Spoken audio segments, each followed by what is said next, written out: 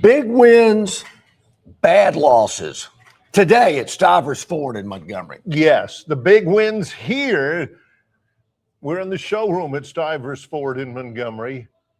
Are for anybody who comes in here on the last day of the month. That's exactly right. Where they are really dealing. The big losses are for those of you guys who said, I'll go somewhere else. Those guys don't know what they're talking about.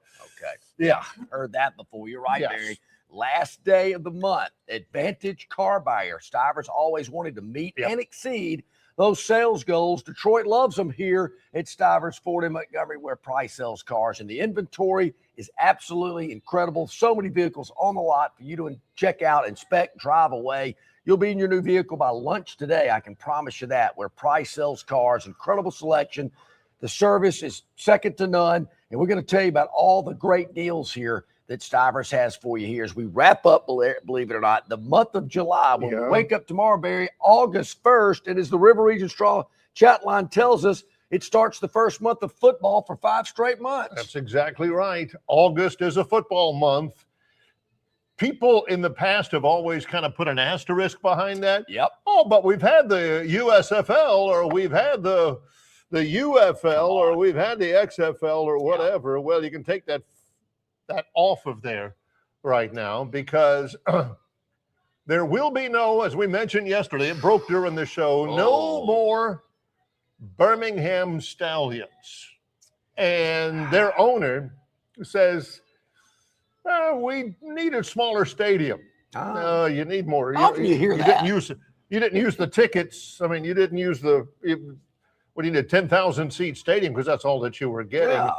Is that this will very likely be the only day that we mention it, because honestly, in any way you can mention it, John, any way we can frame it, this ain't a big story. No, this has not been a linchpin of the Alabama sports consciousness over these many years. Yeah, the truth hurts sometimes. Facts are facts, and just never got any traction. Little man yesterday, we were in the car, and he goes, hey, did you hear the team in Birmingham's leaving, not going to be there anymore? So that evolved into a history of professional football in Birmingham for an 18-year-old young man, and I went through it all. And, of course, I focused mainly on the mid-'80s when the Stallions were originally there, the USFL, where you had players that people knew, Steve Young, Jim Kelly. Oh, nice. Herschel Walker, Doug Flutie. Yeah. You better believe it. I mean, Donald Trump owned the New Jersey Generals. Man, it was big time. Bobby Hebert. Oh, yeah. Played for the Michigan Panthers. Out of here. And they'd get 50,000 people at Legion Field. And it didn't have to be 50-cent beer night. And they'd still get 50,000 people there. Yeah. So it was a great product back then. And, Barry, ever since then, you've got them all lined up here. Some of these I forgot about. And I believe the Vulcans and the Americans back in the World League, that was in the 70s, wasn't it? That was in the mid-'70s. Yeah. I actually watched the Birmingham Vulcans. Actually, in those days, they were the Birmingham Americans. It was the same franchise. Yeah. I saw the Birmingham Americans play the Florida Blazers at the Tangerine Bowl in Orlando when I was a kid. Yeah. And I want to say the Birmingham Americans quarterback was George Myra, who used to be Sounds familiar. Well, so, but let me ask you a question. Why did they change from the Vulcans to the Americans? No, it was the other way around. It was the Americans to the Vulcans. Yeah, okay. I wondered about that. Yeah, Vulcans a much better name. Well, yeah, you had the big statue up there. But the Stallions join these other franchises that have tried but failed in Birmingham. The other Stallions, the Americans, the Vulcans, the Alabama Vulcans, they tell me, and the American Football Association, which I've never heard of. I don't remember that one. The earlier Birmingham, the Birmingham Fire in the World League of American Football. I actually did a Birmingham Fire game on television one time. Was there a bad fire in Birmingham's history? I don't think so. Okay, all right. The Birmingham Barracudas in the Canadian Football League. The Birmingham Thunderbolts in the XFL. Was Jerry DiNardo the coach of that team? I think he was. The Birmingham Iron, remember them in 2019 in the Alliance of American Football? They didn't even bring up the Birmingham Steel Dogs. I mean, that's not even on my list. Come on. They have lost track because there have been so many different franchises. It's like Alabama fans say, was that the Pasadena National Championship? Was that the one in Miami? You know, they're losing track because there's so many of them. And sooner or later, somebody's going to wise up and say, you know, they just don't care about professional football. I don't think they do either. They just got too much else going on. It's called Auburn and Alabama, Talladega, you name it. Barons, I guess. Who knows? But, that's about all we're going to talk about the Stallions. That's all I got. Don't know how many teams they'll have in the XFL or whatever it's called, UFL next year, but really don't care. Willie Bear, where I was going. Okay. With big wins, bad losses. You know, I got to thinking about a conversation we had with Jason Caldwell from Auburn 247 yesterday. And I think we talked about it earlier this summer about Auburn's last 5 seasons, particularly the last few, where even though they lost a lot of games, and I've seen the graphics, 4-17 in the league, and hadn't beat a top 25 team, you know, since no telling when. So I thought about that, and I thought about the close losses. And I get it. A loss is a loss. You know, I'm never one of these, you know, we almost won. I don't care if it's a gambling scenario or just straight up. You either did or you didn't. Or you didn't. You either win or you don't. Yeah. Man, that was a great effort today. You were this close. John gives him the stink eye. Shut up. I don't care. You know, so even though they have lost, granted, it is true, wasn't by a big number. So, and you might have to do a little research today, Bear. I'm sorry I didn't give you advance warning. But when I thought about this, I thought, you know, Alabama's had some bad losses. Obviously, the Indiana game last year, a game in San Jose against Clemson. I can't remember what the score was in Tampa when Clemson beat Alabama in a bowl, in a championship game.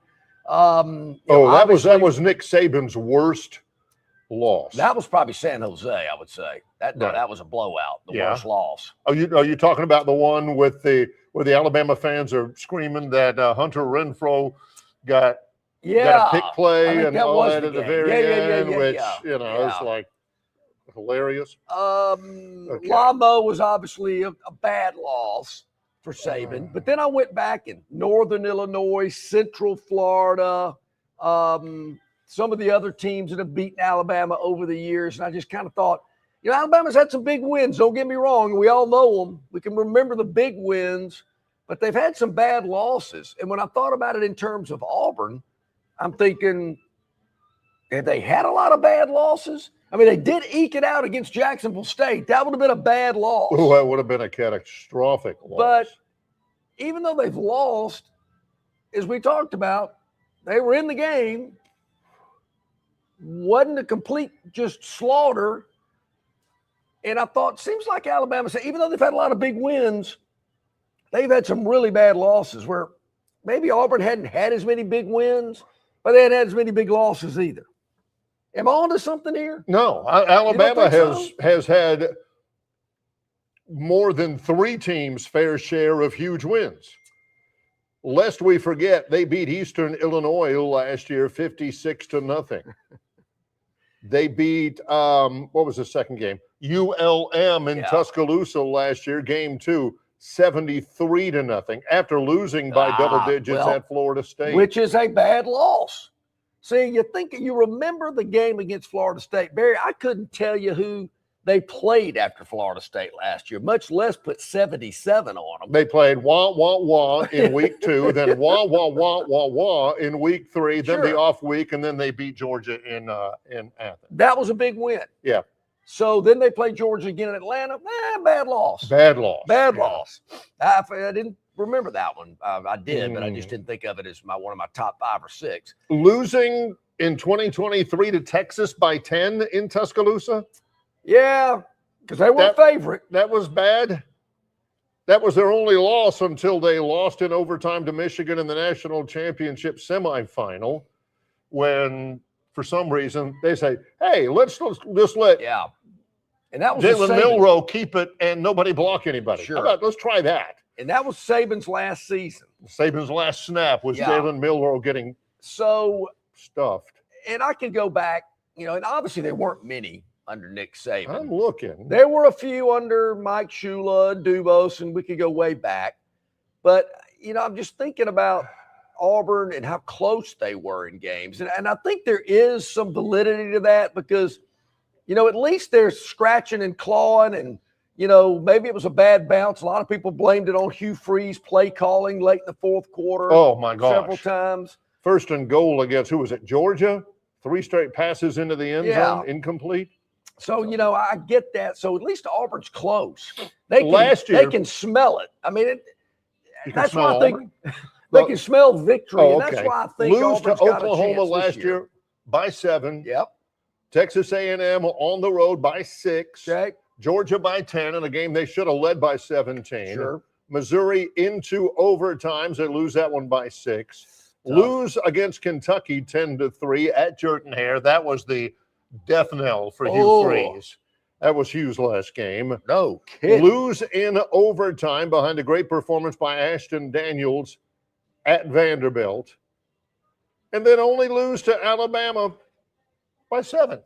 And you think that's the losses. That's it. And you think about that Alabama, that Iron Bowl series. When the games were in Jordan-Hare, he gave Saban fits. I mean, I'm trying to think of a game at Jordan-Hare, and I think there was one on maybe the other night. And I looked at the score and I went, wow, Alabama had that big of a lead at Jordan-Hare at one time. But I didn't sit around and watch it. I just saw the score and it caught my attention. But those games, it seems the majority, more times than not, those games were nail biters. In the last several, in Auburn loses by 7. Last year, they lose by 3 in the Iron Bowl in 2023. They lose by 2 in Auburn in 2021. They lose by They win by 2 in 2021. They lose by 3 in 2019. So they lose by 12 in 2017. For a program, Barry, they win by 12. Yeah. Think about it. For a program that has had its share of issues to deal with off the field and on it, but off, from Malzahn to Harsin to Freeze to Golish, to play that close against a team that had recruited extremely well, top 3 recruiting classes, stacked up with 5 stars. And there again, close, thanks, appreciate it, tap you on the head. But it's not like Auburn was getting blown out. I mean, what is it about playing Alabama at Jordan-Hare?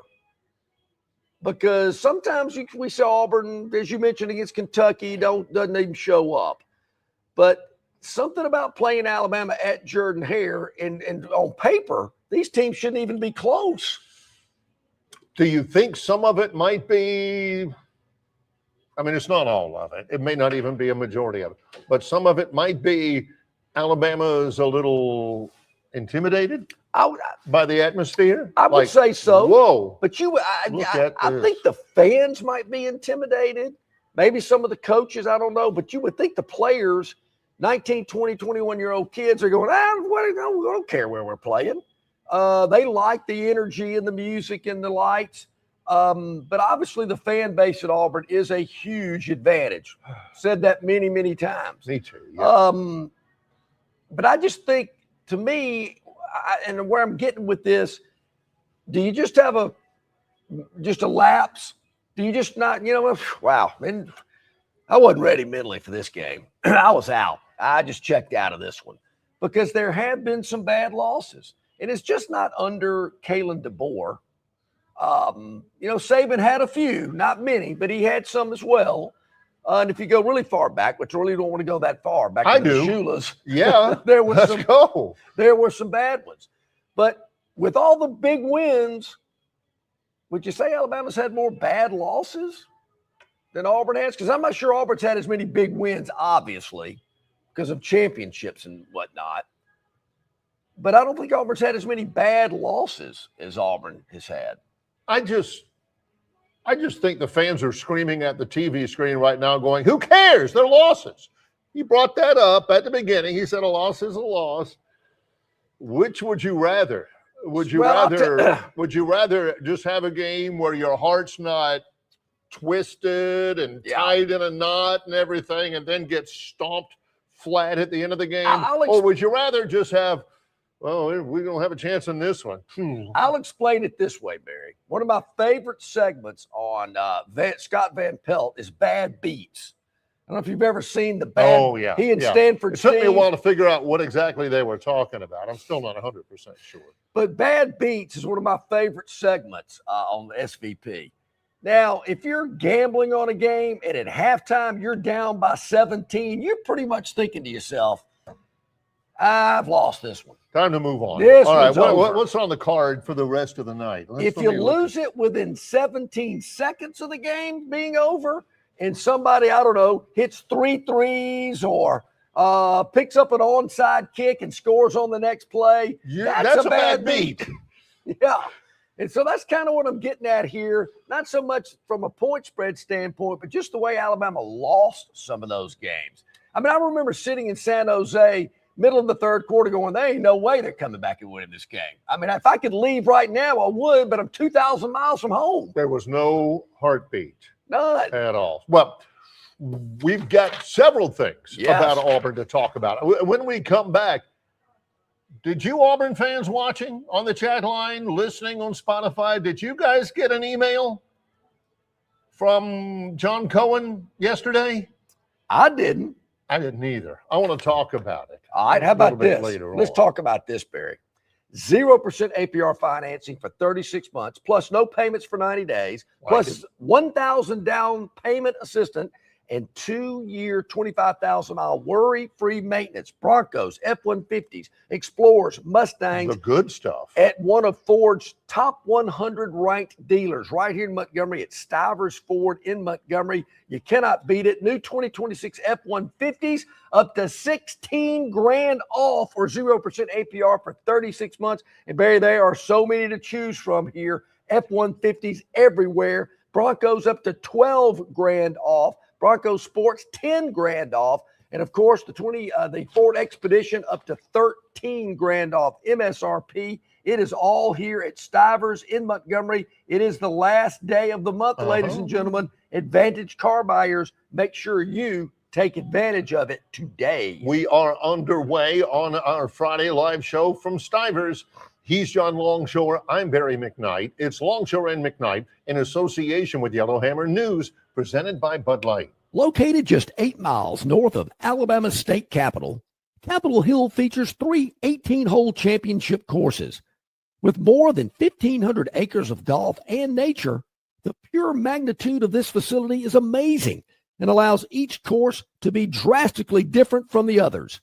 Capitol Hill also features an innovative 360-degree driving range, 400 yards in diameter. Capitol Hill offers a fully stocked pro shop with the latest equipment and apparel.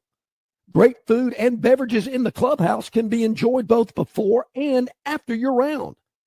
Get your group together and hit the trail. Go to rtjgolf.com/Capitol Hill for tee times and more information. Hey, where's the beer guy? Bud Light here? You got a Bud Light? Bud Light? I'm here, Bud Light! Bud Light here? Bud Light here? Bud Light here? Bud Light where? Bud Light here! Oh, Bud Light there! I missed that because of you! You did not miss that play because of me! Don't you stop talking this way? Yeah! It's actually kind of fun! Hey, I got your Bud Light. Oh, nice. Never mind! Anything for the clean, crisp taste of Bud Light. What'd I miss? I have no idea.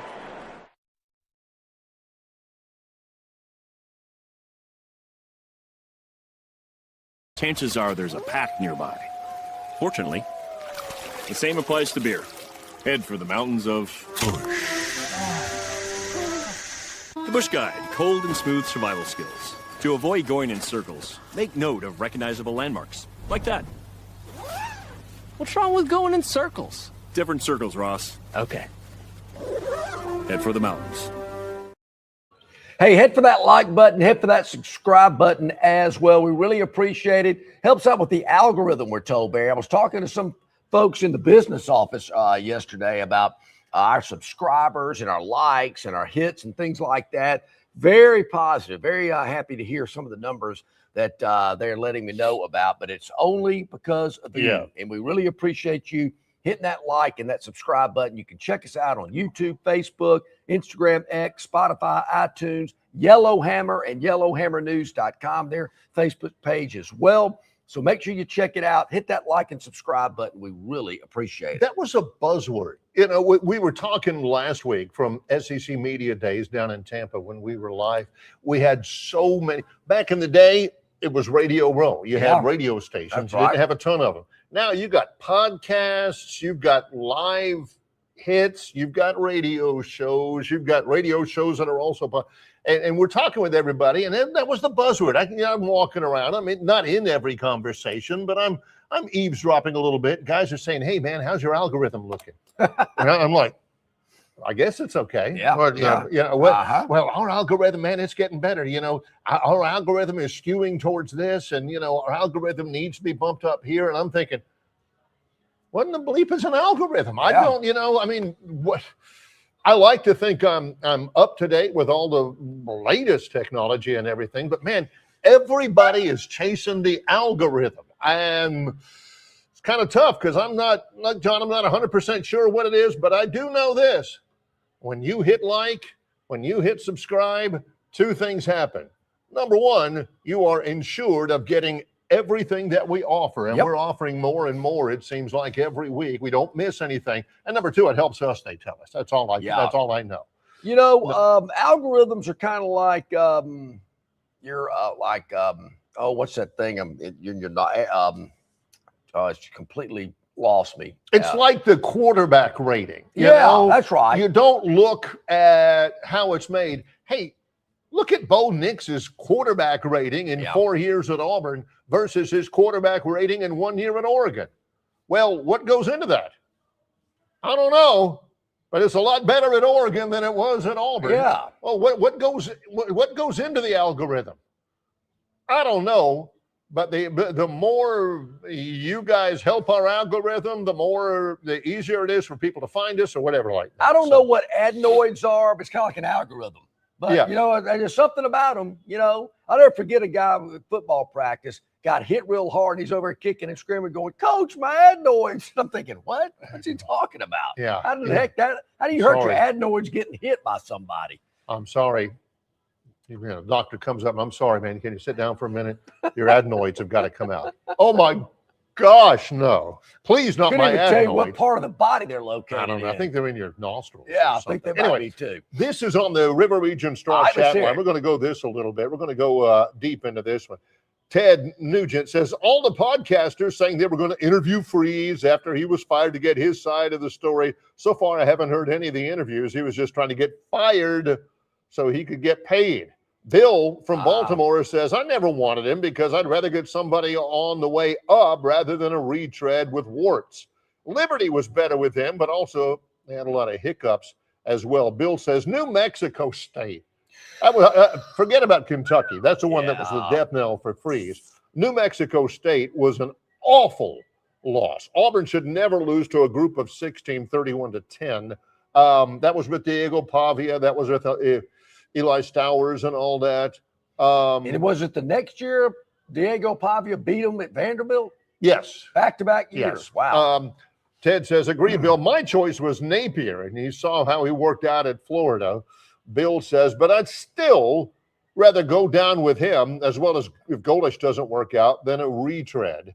Bill says, it was also telling how much better the offense got when the coach got fired mid-season. Not the best offenses ever, but clearly different. Was that Ted that was talking about the podcasters? Yeah, Ted Nugent. And he's a big podcast guy. He'll tell us, this podcaster said this, and John and I are both like, well, see if you have noticed this, Ted.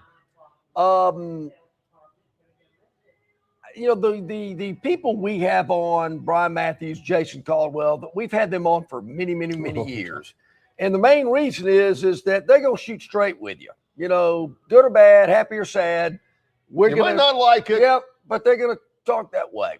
They're going to tell us what's going on. They're not sunshine pumpers. And I get it. We just talked about it. Likes, hits, subscriptions, that's a big part of it. And I don't listen to a lot of podcasts out there. There's a few, but they pop up on my screen from time to time. And I mentioned this in Tampa, Barry, for a program that's had 5 really difficult football seasons. There was more representation by my scanning of the media for Auburn than any other school there. There were podcasts galore that represent Auburn. And the times that I've taken a little viewer listen to it, it is incredibly positive. You can't sell doom and gloom. I get it. But man, they are. And some of them are almost to the point where they're cocky, like, we're really good and we can start kicking other people like they've been kicking us for the last couple of years. I'm thinking, wow. Get to that point first. Yeah. I knew when he first said that, and he didn't say it to me off the first time I heard him say that was when we were live from Tampa. And I thought, my first thought was, like a lot of your first thoughts, was like, well, Longshore could be in a crowd of 5,000 people, and it would take him 15 seconds to pick out every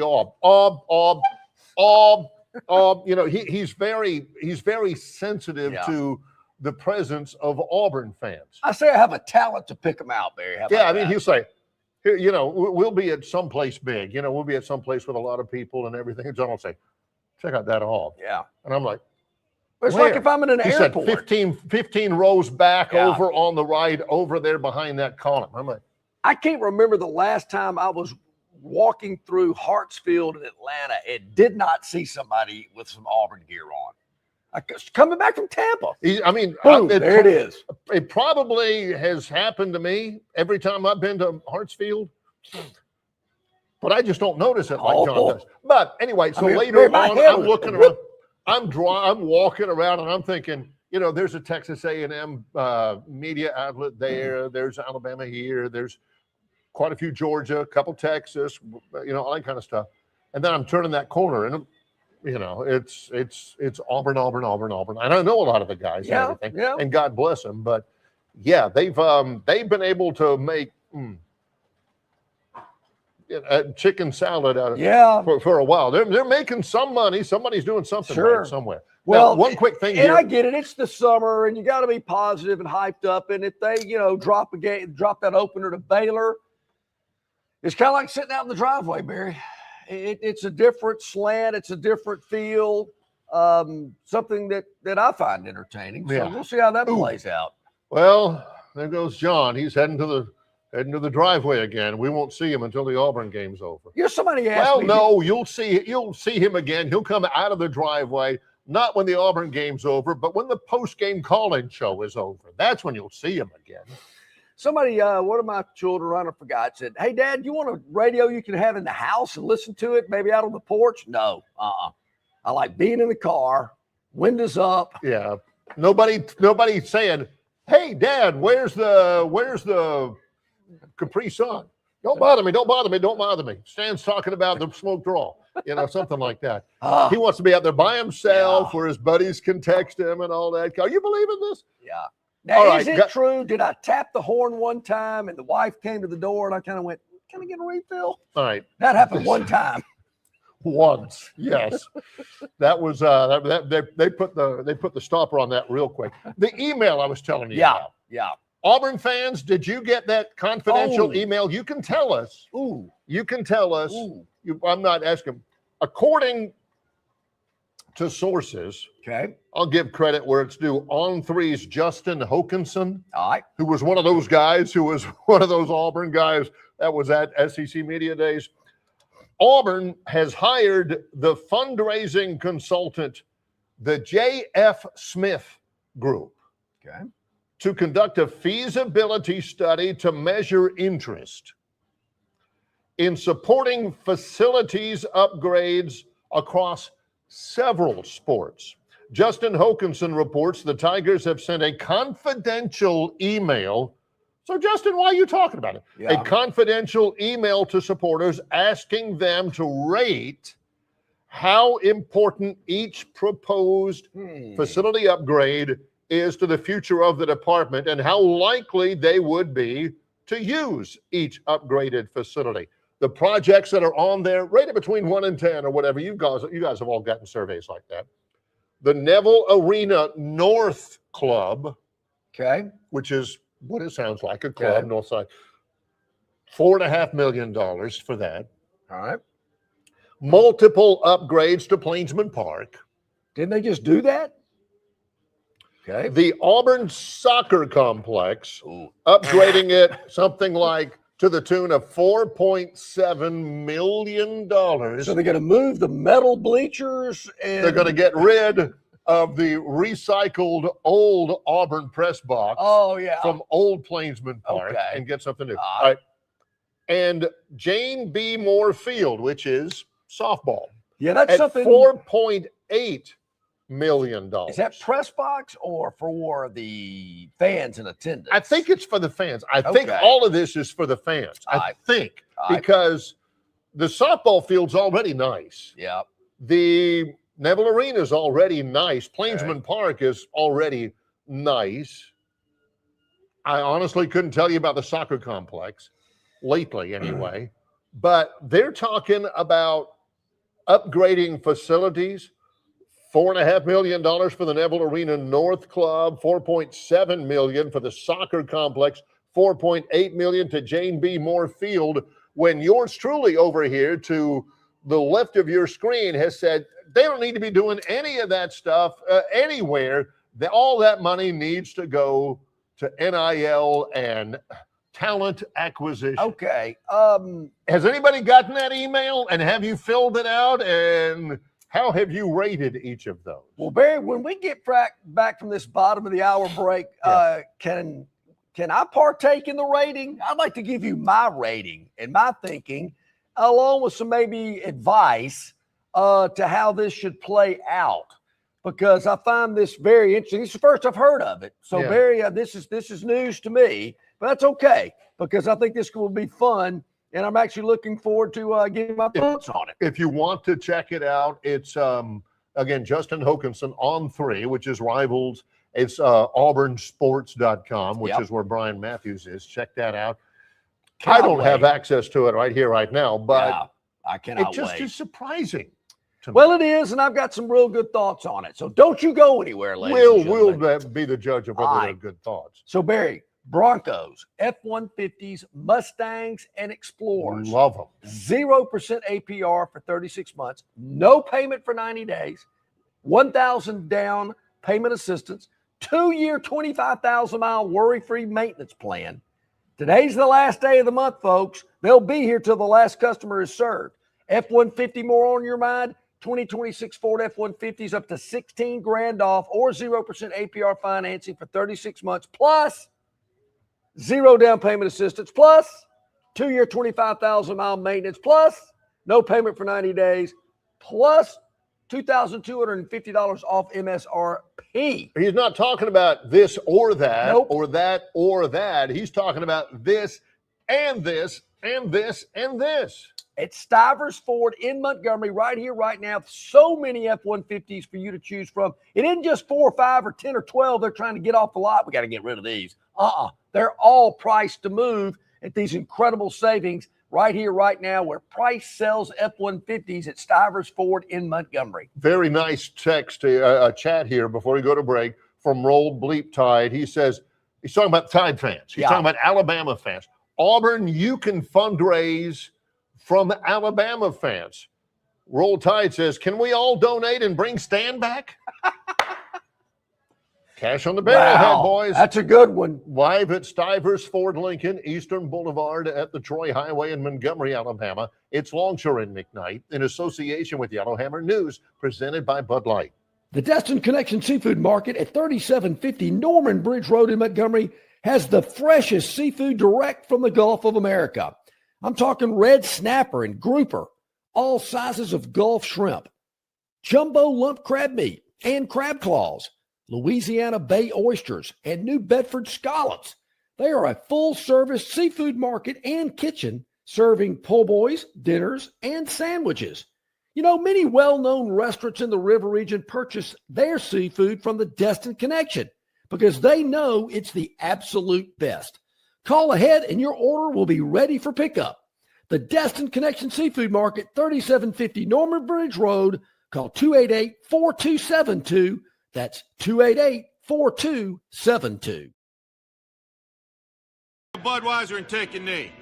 It is the best time of the year. It's baseball season. That means sunshine. It means behind-the-back peanut tosses. And it means sharing some cold, frosty Budweisers with your boys. Because there's nothing more American than watching America's game with America's beer. So let me ask you something. Are you ready to bring your A game? Are you ready to cheer every frozen rope down the line and amazing catch at the warning track? Are you ready for pitchers' duels and slugfests? Tell me, are you ready for the thrill of an incredible walk-off victory? I can't hear you. Are you ready for Budweiser and baseball? Then get on your feet, raise an ice-cold Bud, and let's make this season larger than life. Great times are waiting. Grab some Bud! Enjoy responsibly. Budweiser Beer, Anheuser-Busch, St. Louis, Missouri. Big news for Central Alabama travelers. Getting to Texas just got easier. You can now fly nonstop from Montgomery to Houston with United Airlines. No long drives, no layovers, just smooth direct travel from your hometown airport. Whether it's business or a weekend getaway, Houston is now just one flight away. Spend more time there and less time getting there. Fly nonstop to Houston. Fly MGM, where travel feels easy. Book your trip today at flymgm.com. We just got this from John from Wetumpka. Yeah, what do you have to say? Line. He says, Barry, the New Mexico State was the worst loss I've ever sat through. It was embarrassing. Yeah. We shouldn't lose to them if they have Tom Brady. By the way, he says, I just got back from New Mexico. I flew MGM. Very nice. Thank you so much, John. That's great. Love to hear that. Great things happening out at MGM.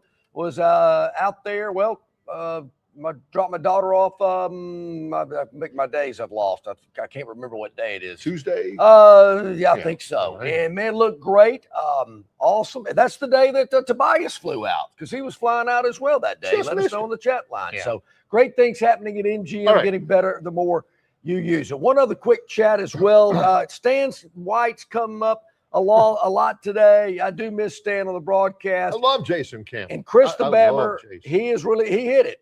Listening to Bobby Hebert after the Saints lose, it's good too. That's a good I've told postgame. the story in 2017 when Troy beat LSU in Baton Rouge. Yeah. 24-21, by the way.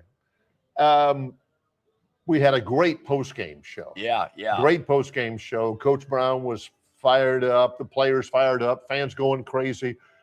I think we set a world record for packing up equipment and making it out to our vehicle to leave because we all wanted to hear WWL and the Saints fans calling in about losing to Troy. Yeah, it is. Trojan fans. Now that was gold. Bobby Hebert's son, I believe, that did a show, LSU post game.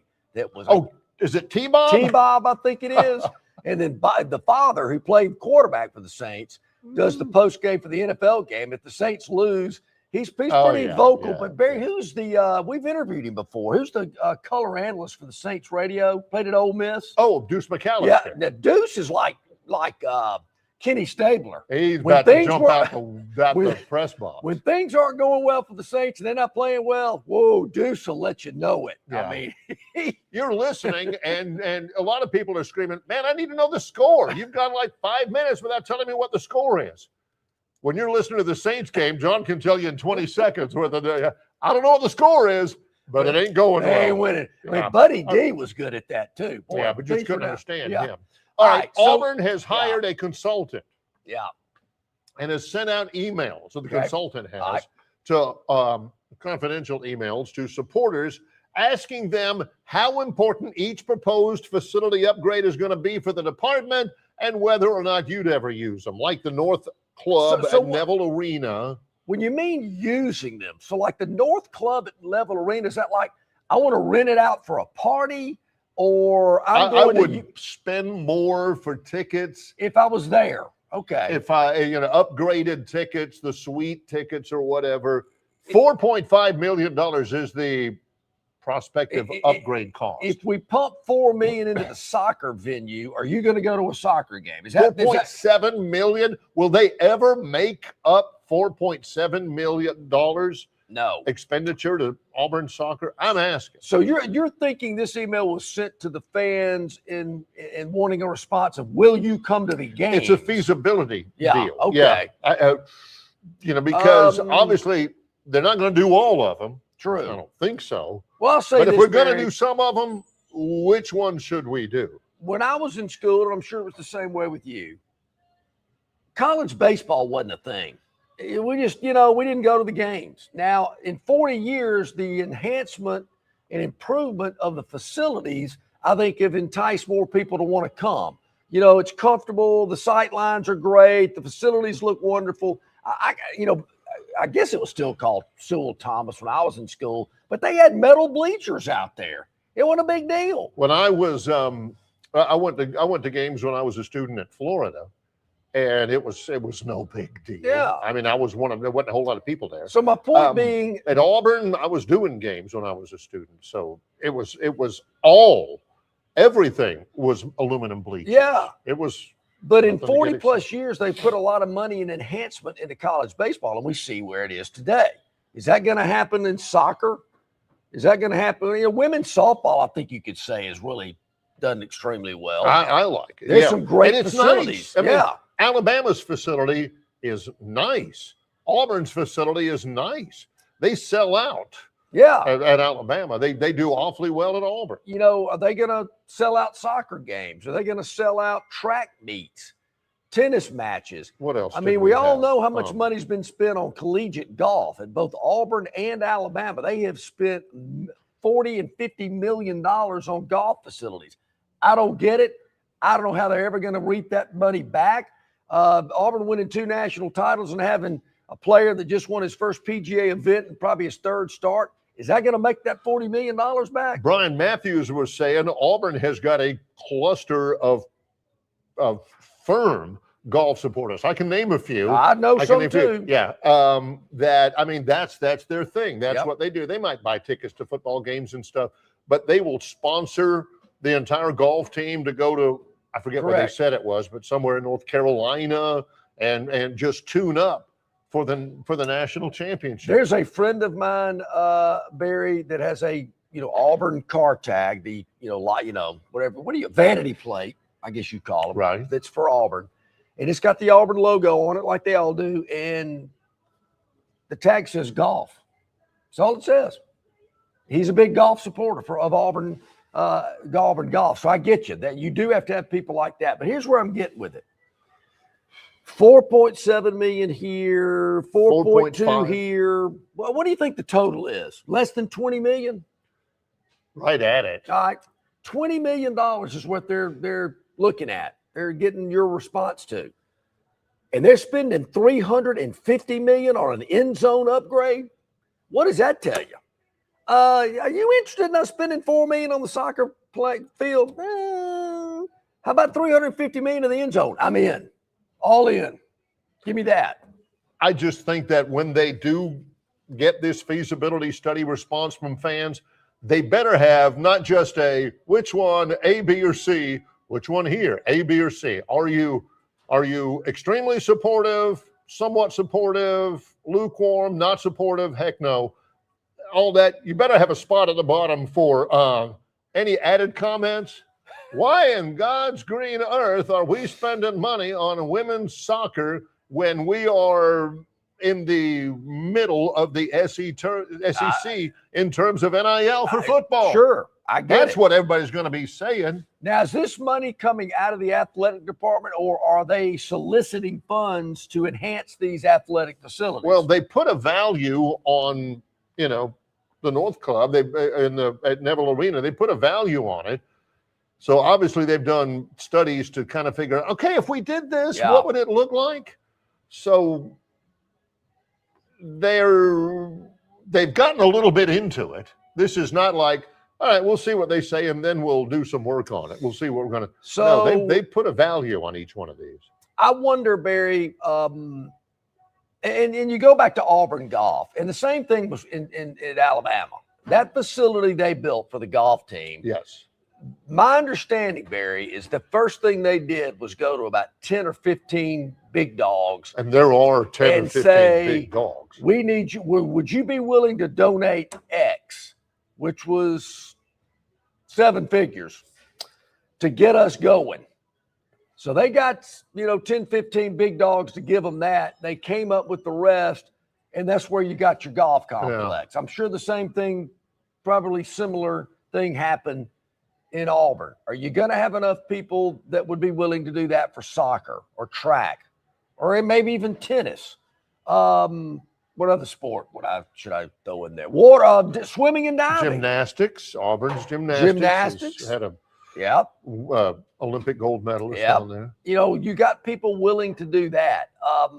That's why I thought all along with NIL, and we all know the goose with the golden egg is football. So are we going to see the elimination of some sports? And if they did, some places, here's the email I'd like to see. It's already started. From Greg Byrne and John Cohen. What are your thoughts about eliminating sports at Auburn or Alabama? And if we do, which ones do you think we should eliminate? We can consolidate our resources. I'm not for this, by the way. You can consolidate our resources and do a better job supporting, the core whatever. That's the thing I don't understand, because I know there are some of you football-centric people over there will say, well, how about because soccer field is a soccer field, You got, the baseball field's fine the way it is.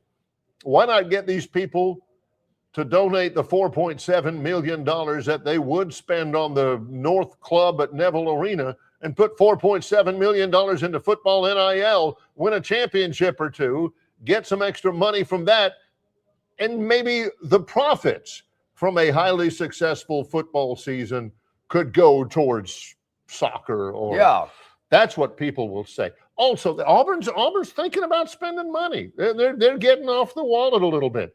Jason Caldwell. Again, that other thing, check it out, auburnsports.com. Jason Caldwell from Auburn 247 writes this morning with preseason camp starting on Tuesday, and I quote from Jason. It's going to be a different experience for the players on this year's team because it's going to feel very old school with an actual camp feel. He said, when I first started, and I remember this well, when I first started the job, the players would all stay in dorms through preseason camp. Okay. You remember that? Yeah. At Auburn at Sewell Hall. Yeah. They would all stay in dorms together during camp before school started when, the dorms were filled by regular students. They still on a semester season back then? No, it was quarters. It was quarters, yeah. Players would all stay in dorms through camp before school started. It allowed them to stay together and build camaraderie as they prepared for the season. Auburn will do that again this year, but it's going to look much different because of how the times have changed. Only a few younger players live in the dorms nowadays because of the money involved. The players now either have their own apartments, they rent houses, or in some cases own houses or townhouses. Yeah. Looking to get the team together for the week and a half until classes start on August 17th, the Tigers will use a local hotel as home base for the camp. Not La Quinta. Not La Quinta. Yeah, okay. There's going to be a local hotel. Jason doesn't write which one it is, but it's not the La Quinta. Okay. I don't think there is a La Quinta. There is, yes. In Opelika, too. Yeah. That was by the interstate. Yeah. The Tigers will use a local hotel as home base for its camp. That will allow the team to be together for 24 hours a day. They'll come to campus in the morning for practices, have meetings, lunch, and dinner together before going back to the hotel at night for meetings and lights out. A couple in of a world here. where you have so many new faces, this certainly feels like a great idea to give the Tigers a true camp experience as they get ready for the new year. It costs money.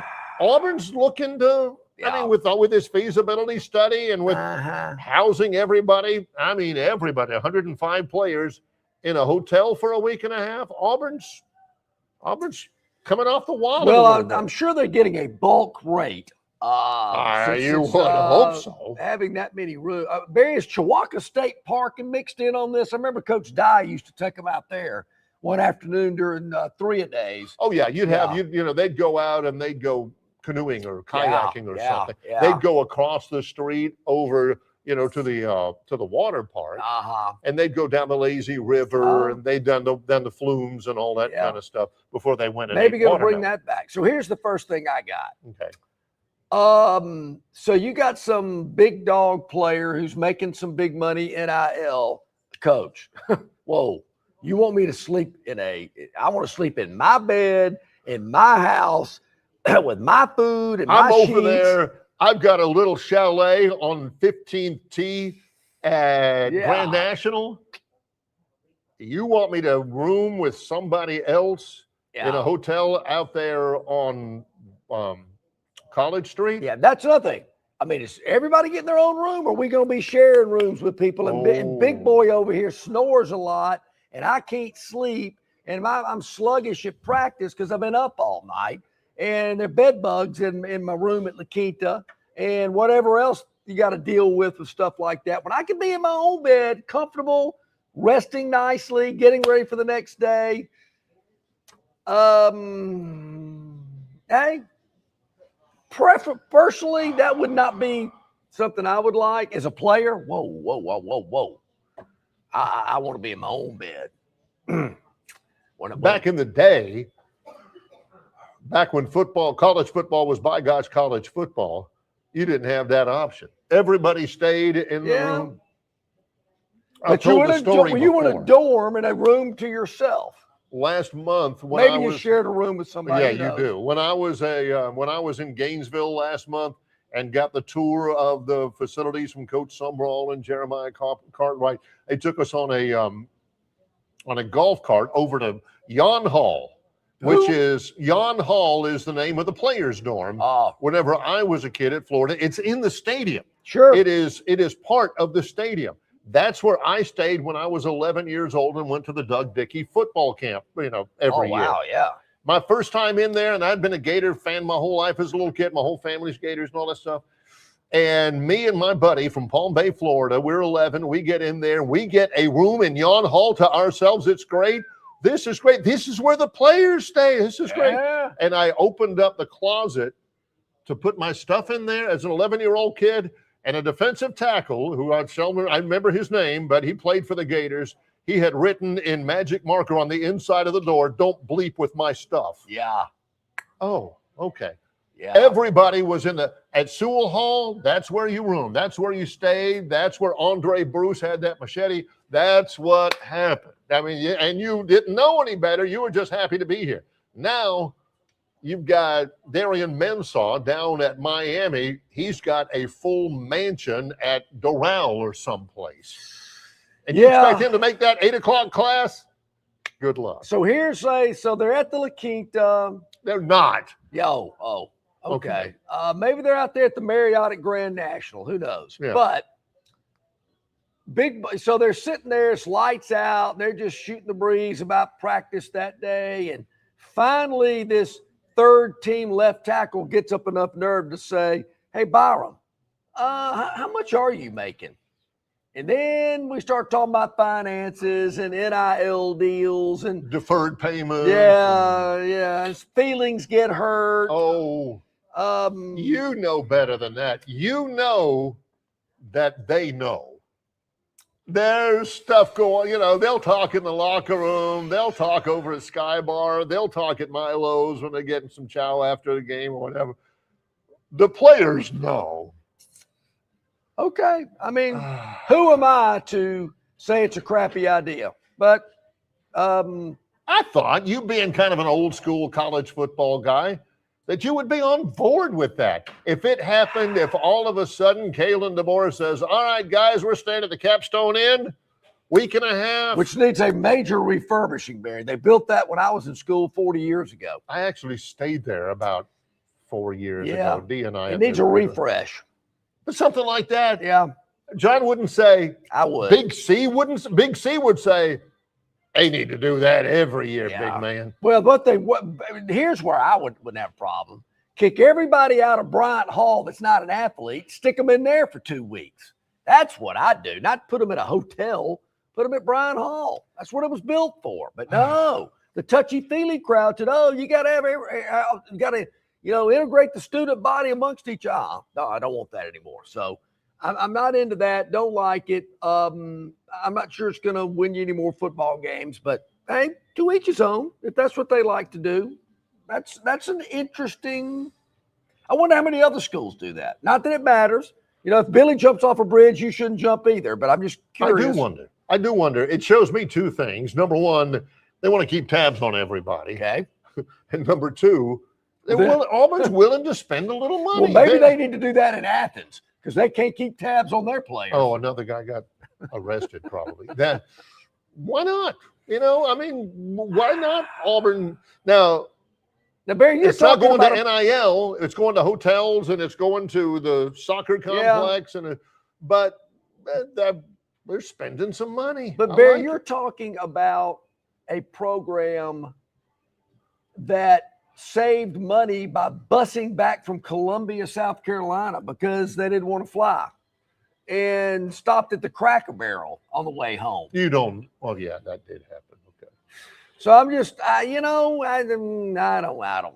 Now, of course, that's precisely my point. Later today, because you go from, all right, we're going to stop at Cracker Barrel on the way. We have pre-ordered no extra biscuits and stay away from the cornbread.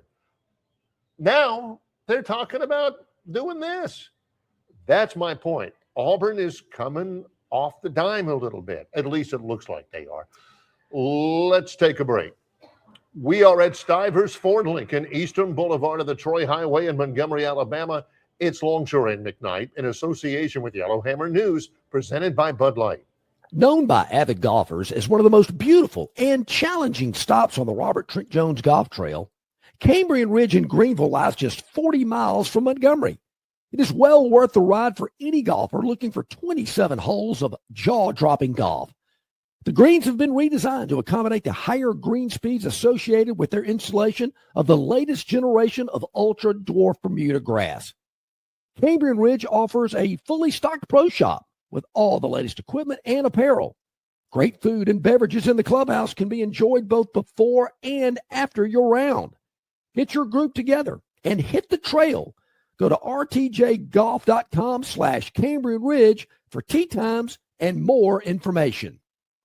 Phoenix Physical Therapy is ready to help patients recover, recharge, and rise. They develop a customized therapy plan for each patient to get them back to enjoying their favorite activities. Their experienced team is committed to providing exceptional care in a professional environment. Whether you're looking to prevent or treat an injury, recover from a recent illness, or recuperate from surgery, schedule an appointment with one of their clinics and take advantage of physical therapy, athletic training, workers' comp, and employer solution services. Get back in the game, get back to work, and get back to life with Phoenix Physical Therapy. To find a location near you and to schedule an appointment, go to phoenixphysicaltherapy.com. That's phoenixphysicaltherapy.com. Hey, you want your property looking its very best this spring and summer, and River Region Straw has premium long needle pine straw to make that property pop.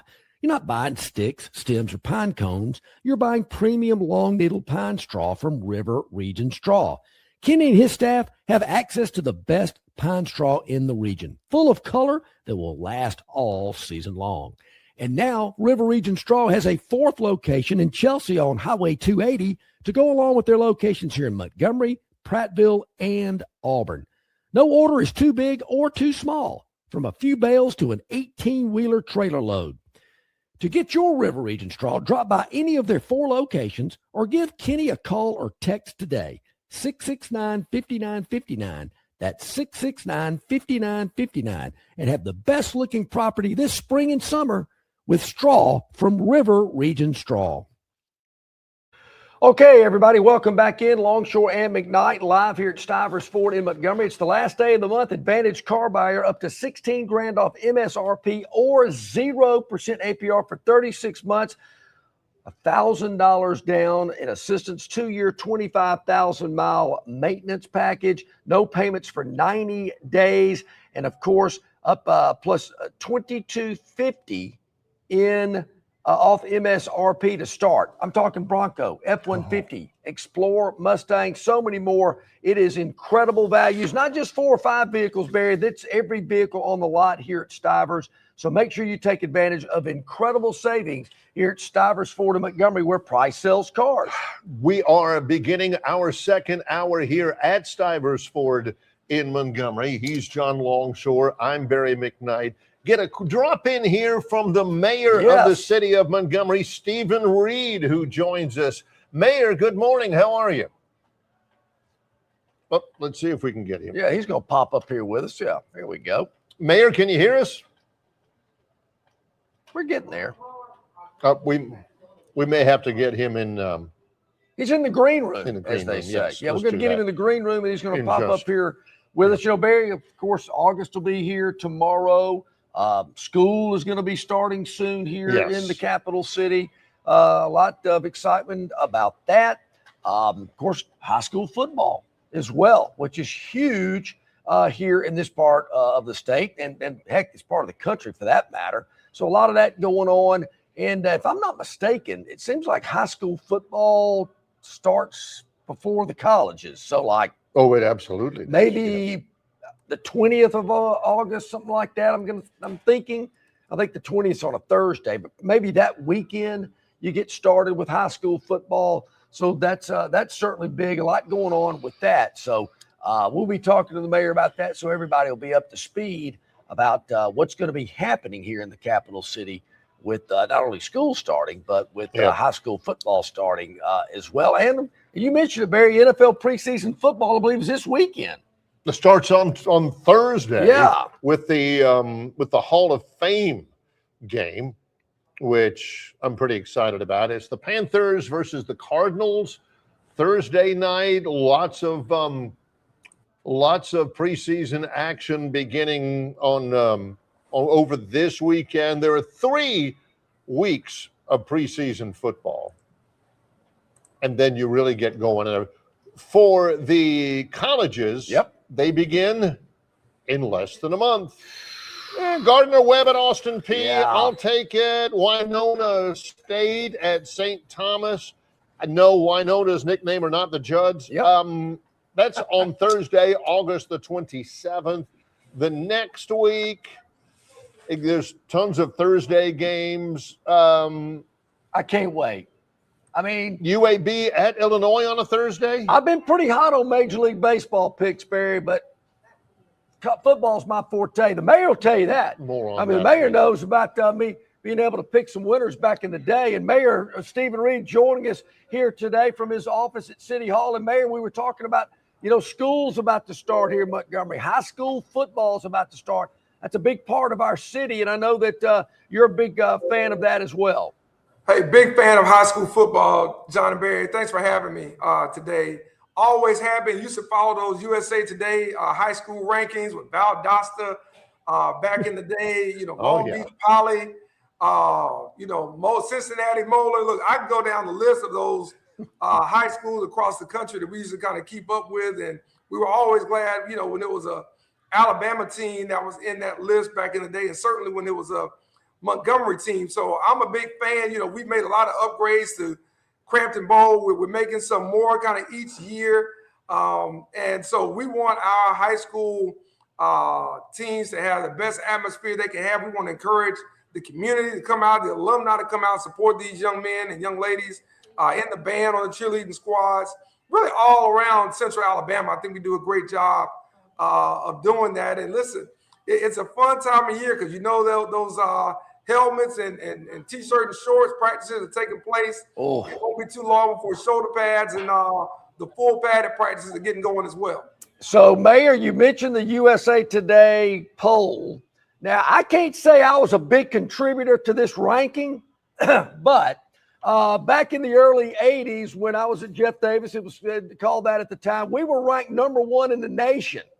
At one point in time during my 3 years at JD, I think it was my junior year, we, of course, got beat in the playoffs and didn't even win the state championship. But I remember being #1 in the country. We thought we were, but I can't tell you what we thought when we got that ranking. But, yeah, it was we used to love checking that out in USA Today.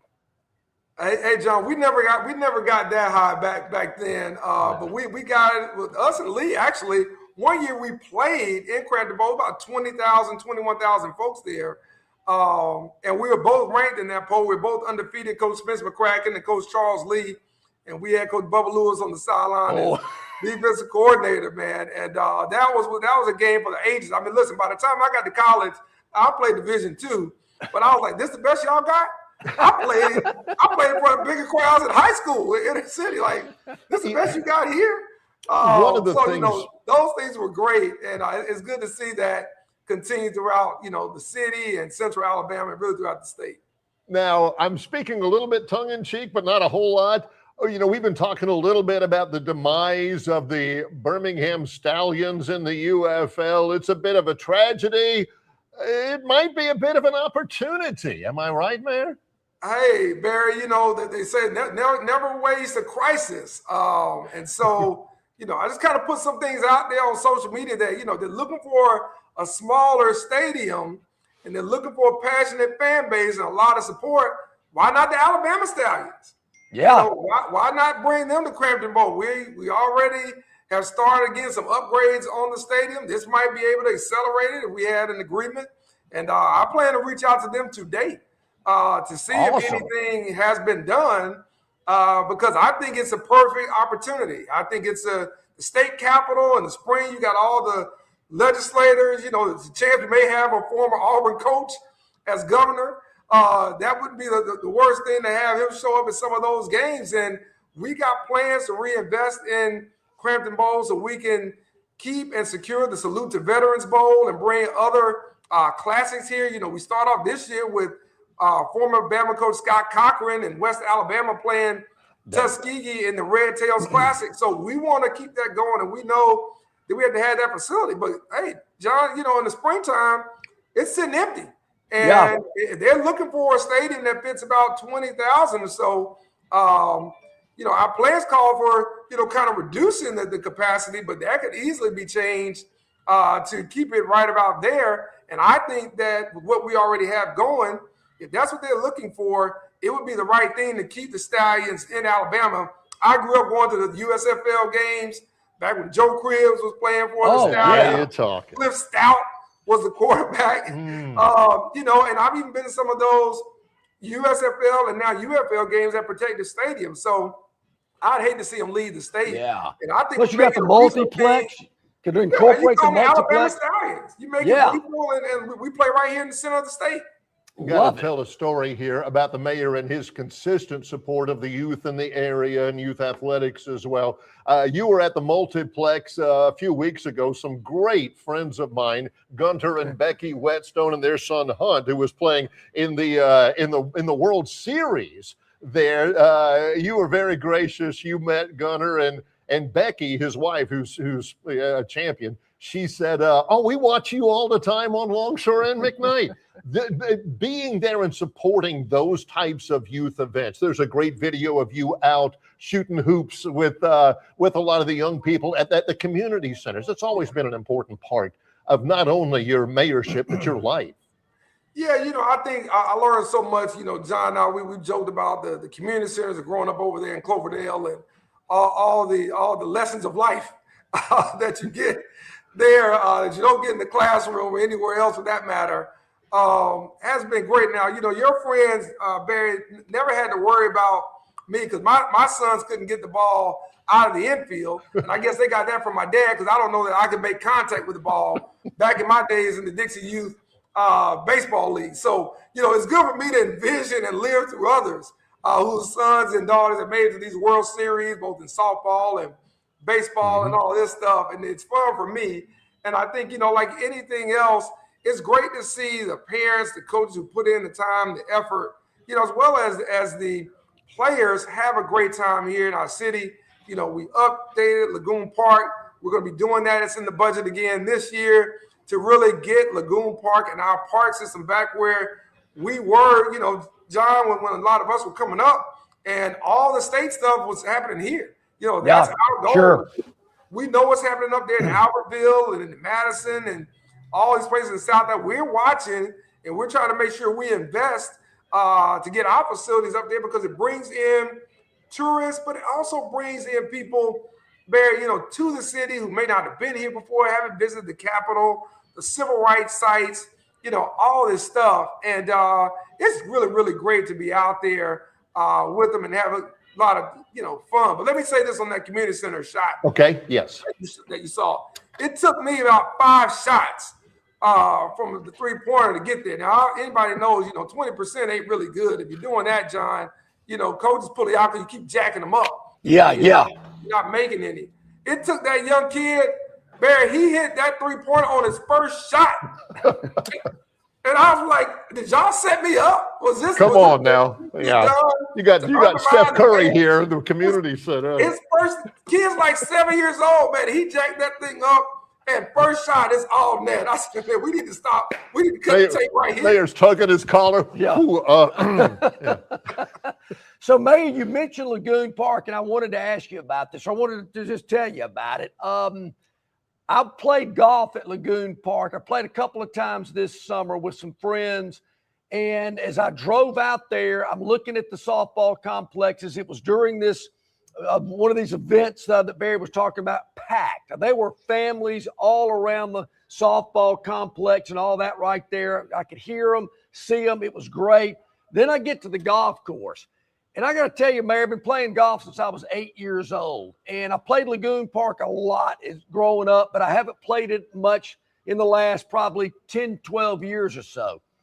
I was blown away at the condition of that golf course. I mean, the greens are phenomenal for a public municipal golf course. I've always liked the layout. I thought the layout was really cool and challenging, but just the condition of that golf course for a public golf course was really, really good. And I thought, man, the next time I see the mayor, I want to let him know that. Hey, thanks so much. That has been deliberate for us to really make sure that our public golf courses are some places that guys like yourself and the ladies that play and young kids would really like to utilize. We love, obviously Robert Trent Jones golf course, Dr. Bronner, has built here, but we really want our golf courses here to be at a level where anybody that wants to play and wants to play at a high level feels like they can play at one of our courses. And I kind of got that idea from Parks and Recreation Director Brandon Dean, because I asked him to go out and tell me what we weren't doing right. And he came back and told me some things that we weren't doing right. So in the last couple of years, we've been really trying to push, for things to really be improved. And we have invested in a way to create the difference. So I'm glad that, someone like yourself can appreciate that, because I wouldn't know the dang difference at all. Terrible. But when people like you say that, and I've heard it from others, that's kudos to our management team out there at Lagoon and certainly our Parks and Rec team that's been working. And again, there's more to come both there and Gateway Park as well. Can you talk a little bit about the vision for one of the things I was really interested in hearing about, especially lately, the Momentum 2040 campaign, Mayor? Yeah, Barry, it's taken on, a lot of energy recently since we introduced it. I've been talking about this, I hate to say it, but since 2023. And I don't think anybody was listening to me at that time. And to be honest, I thought we would have already started. But I learned, like a lot of people, these things take a lot longer to kind of put all the pieces together. Right. Trying to do something of this size. But it is a multi-million-dollar investment, really about $350, $360 million of investment back into the city. And a lot of that is not just in the convention center expansion or the multi-purpose arena that we want to build to attract more conferences and more sporting events of a higher level to be able to compete with a Greenville, South Carolina, to be able to compete with Little Rock, Arkansas for tournaments and things along those lines. But it's also to put more money back into the neighborhoods, back into sidewalks, curb appeal, paving projects and initiatives. But yes, community centers are a part of it. Park beautification is a part of it. Zoo, as well as making sure that our facilities, as we're talking about, meet the standard that all of us in Montgomery, and I would say Central Alabama, want us to have. Being on the YMCA board, we talk a lot about 17 Springs. We've been proud partners of that, being on the Montgomery Region YMCA. But at the same time, we want to see that same opportunity for our facilities across the board. And Barry, I've even looked over in Lee County, seen some of the things that Ron Andrews is doing over there as mayor of Auburn, doing in Opelika. So those things, they cost money. You have to invest if you want to keep young families, if you want to attract young families, teachers, doctors, engineers, all these folks. And so they want places for their kids to go, and the grandparents want places for their kids to be distracted when they have to keep them as well. So that's a lot that's making up the Momentum 2040 plan. And I think it's a great initiative that has been a lot of work over the last several years, a lot of feedback from the council members. And I think it puts Montgomery on the path to continue progress and continue success, not just economically, but also in terms of how we feel about our city. Right. Smooth forward. Excuse me. A couple of people have asked me since we've had John, one of the questions that they wanted me to get an update on, the outer loop. Is that project dead, or is that ever going to start back, and will you ever see it ever being completed? I wouldn't say it's dead. I would just say for us as a city, it's not a priority. Now, the county may have a different perspective.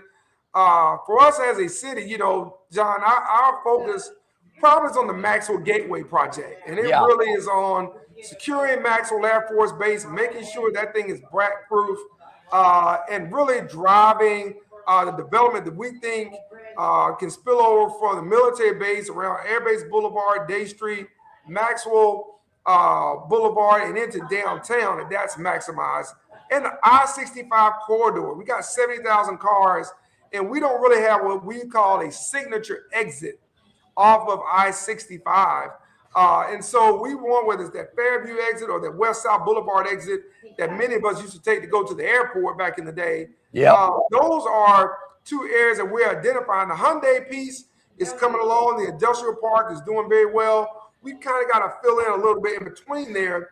So for us, the outer loop isn't a dead project. It's just not a priority for us. And when you deal with the Department of Transportation, they don't let you come with a wish list, John. They come say, hey, we want everything. They're going to ask you for your 2 or 3 most important issues, and that's what you have to try to present, and then everything else you got to figure out. All right, so here's what my buddies from Birmingham, they still tease me about it, Mayor, and it's been bugging me forever.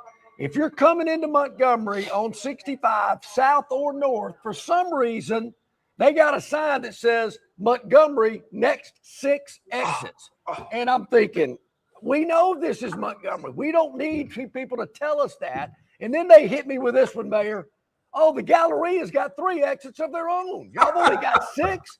And they just love teasing me about, can we get that sign off the interstate? Hey, John, listen, man, listen. I need you to help me with that. Since those signs went up, I think I almost got arrested by Sheriff Cunningham himself because he saw me pull over, or somebody did, and I wanted to pull that sign down.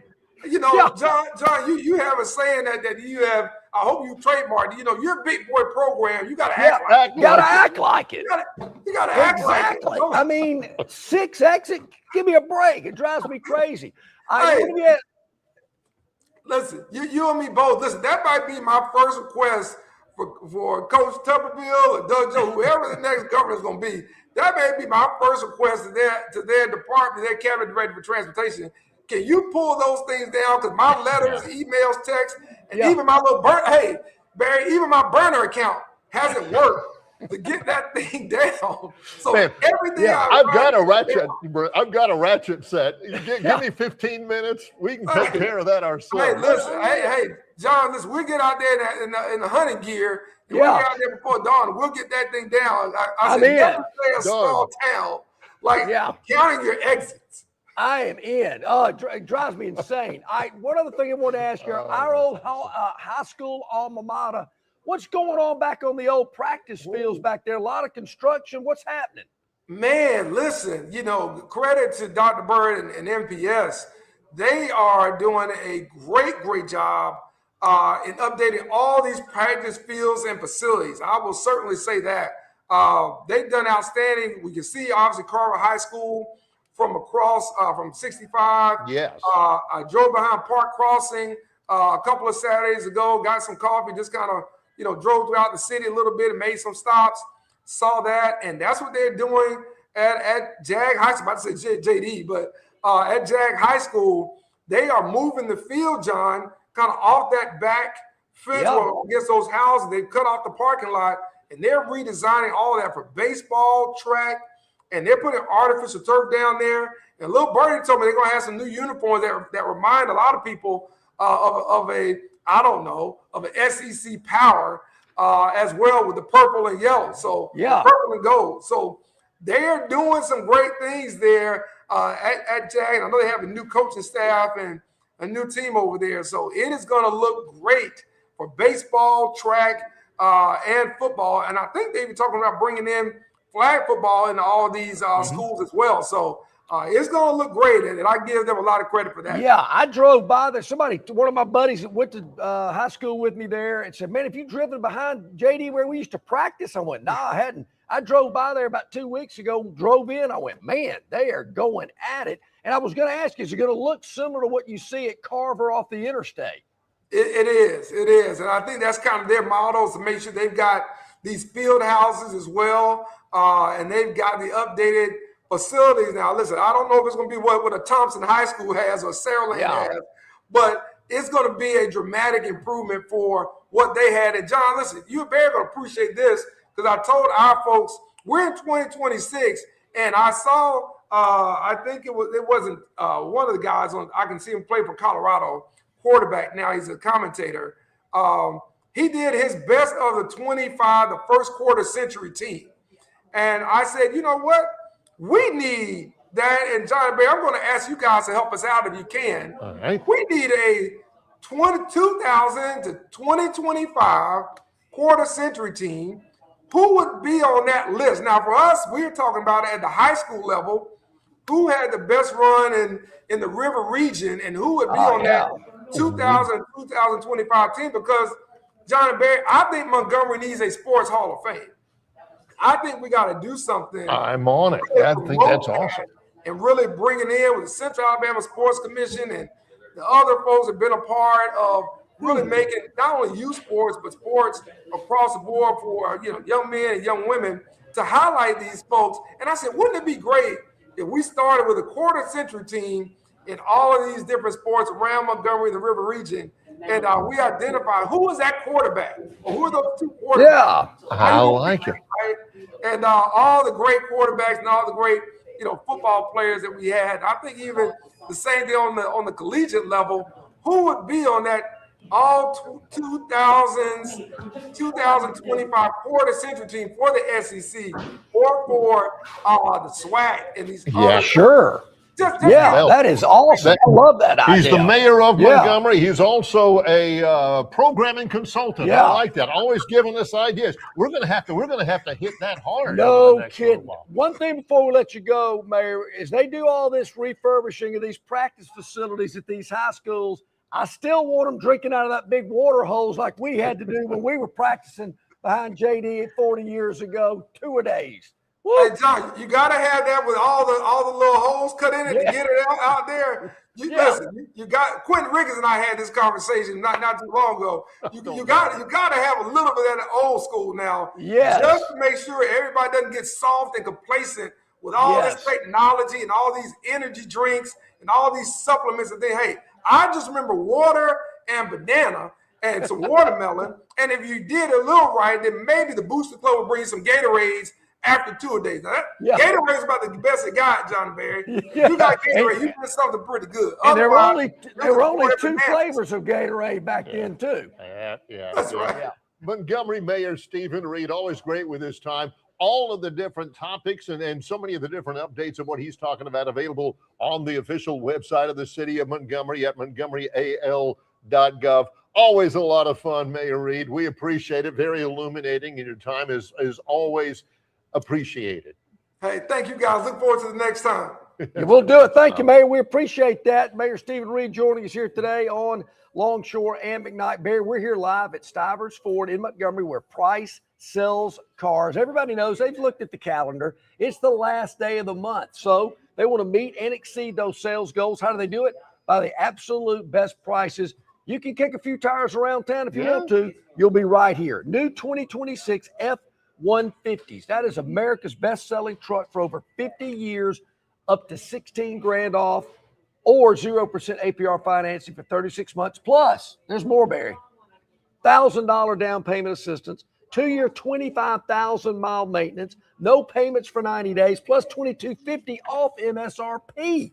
All of that comes with this incredible deal on America's best-selling truck for over 50 years in a row. Great deals on the Bronco, up to $12,000 off. The Bronco Sport, up to $10,000 off, or 0% for 36 months. Also, you can get great deals on the Expedition, up to $13,000 off. It's all here at Stivers Ford in Montgomery, where Price sells cars. When we come back, the Phantom's Daily Dog. Later on, the Gurn Jr. Victoryland 777 topic. We're live from Stivers Ford Lincoln here in Montgomery on the Eastern Boulevard of the Troy Highway. It's Longshore and McKnight in association with Yellowhammer News, presented by Bud Light. All guests of Longshore McKnight appear on the City of Montgomery guest hotline. Check out the most interesting and informed personalities in sports covering Auburn, Alabama, Troy, ASU, and all the major teams from across the country. John and Barry have the best guests brought to you by the City of Montgomery. To find out everything you need to know that is going on in the capital city, check out montgomeryal.gov. That's montgomeryal.gov, the capital of dreams. Hey, where's the beer guy? Bud Light here? You get a Bud Light? Bud Light? I'm here, Bud Light. Bud Light here? Bud Light here? Bud Light here? Bud Light where? Bud Light here? Oh, Bud Light there. I missed that because of you. You did not miss that play because of me. Have to stop talking this way? Yeah. It's actually kind of fun. Hey, I got your Bud Light. Oh, nice. Never mind. Anything for the clean, crisp taste of Bud Light. What'd I miss? I have no idea. Prattville Carpet is the most trusted name in flooring in the River region. Ray Bowles and his staff have an extensive line of Mohawk, stain-resistant carpeting in all the latest styles and colors. Prattville Carpet also has hardwood, vinyl, and ceramic tile for all of your flooring needs. Professionally installed at the absolute lowest prices. Take advantage of cash and carry vinyl plank at just $239 a foot. Call them today to set up your free measurement for your home, office, lake house, hunting camp, or wherever you need flooring. 285-8117. That's 285-8117, or drop by 2201 Cobbs Ford Road in Prattville for Prattville Carpet. You know, Barry, here live at Stivers Ford. Beautiful Friday here. It's hot outside, but the deals are hot here as well. We've been telling you about them all day long. Of course, we're live from 7 to 9, but they're going to be here until the last customer served here today throughout the weekend. So make sure you come by and see our friends here at Stivers. Our man Joe always coming up with some good zingers, Barry. I don't think kids wear these anymore as part of a football uniform. But Joe brings up something called the girdle. Yes. And he says, I bet John never washed his girdle. Well, Joe, I'll say this. Gross. And so the girdle was the part that had the hip pad and the butt pad in it. That's right. Yeah. And you put the girdle on, and then you put the football pants over it with the thigh pad and the knee pad. Right. Well, Joe, I was a very proud scout team quarterback. So every week, I ran the offense of the team we were playing. And I'd start out with the offense, and then I'd work my way down to the defense with Bubba Lewis, who the mayor just mentioned. Yeah. And Bubba had, how do I put it, Barry? He had a very forceful way of communicating. Okay, all right. Yeah, nicely yeah. done. Very forceful way of John was communicating. spending an extra moment searching for the right word, and he hit on it pretty well. And usually he was giving his comments toward the defensive line, the linebackers, the secondary, whatever it may be. But there were times he directed that toward me as well. Maybe I did not execute the play exactly how he wanted his defense to see it. That happened from time to time. Now, one thing great about it, I never really got hit much because, we want this kid to stick around. Yeah. We need him to run but I did get hot and sweaty. It's a valued role on the football team. Not everybody is. You know what, Barry? Is suited to be the scout team quarterback. Yeah, I think you're right about that. It was because obviously I started out with the offense and we went through all that and did all our offense stuff. And then I went down with the defense. So everybody on the team liked me. Well, I say they did. They did. And they knew who I was because I got to be with the whole team. I just wasn't over here or over there. I was with everybody. So it was a very enriching and 3 years. Need to have you in that role in Washington. Yeah, how about it? Maybe I should be in politics. All right, here we go. All right, so that's the story Thank you, there. Joe. And yes, I'm sure he did. I don't know if he did. I'll say Plainsman Preston says that's what the trainer is for. The trainer was my mother. Yeah. But my game uniform, that might have been a different story. And if I took a knee during the game, I'd go, geez, now I got to watch this thing. I'd gone the whole game and didn't get a mark on it. Now I got to wash the pants because I got a grass stain. All right, here we go. The Daily Dog. You asked. Thanks for asking. Yes. The Phantoms Daily Dog. First, always in that segment, we go over yesterday's pick. Okay. Well, Barry, yesterday we had the Cincinnati Reds hosting the Pittsburgh Pirates. Yes. So I went to take a look at the score last night, and wow, Cincinnati jumped out to a 2-0 lead in the bottom of the third. So, okay, this is nice. Did not see the score again. Looking at the box score this morning, that 2-0 lead evaporated at the top of the sixth when the Reds tied it up, scored 1 in the fifth, 1 in the sixth, scores 2-2 after 6 innings. Never led. The Pirates never led in the game. That's true. Barry, that score was 2-2 throughout the seventh, throughout the eighth, and at the top of the ninth. But something happened in the bottom of the ninth. The Cincinnati, I don't know if it was a solo homer. I don't know what it was. Maybe they'll tell me here on the box score. I know what it was. Okay, what was it? It was a ground ball with the runner at third, who can really run, Ellie De La Cruz.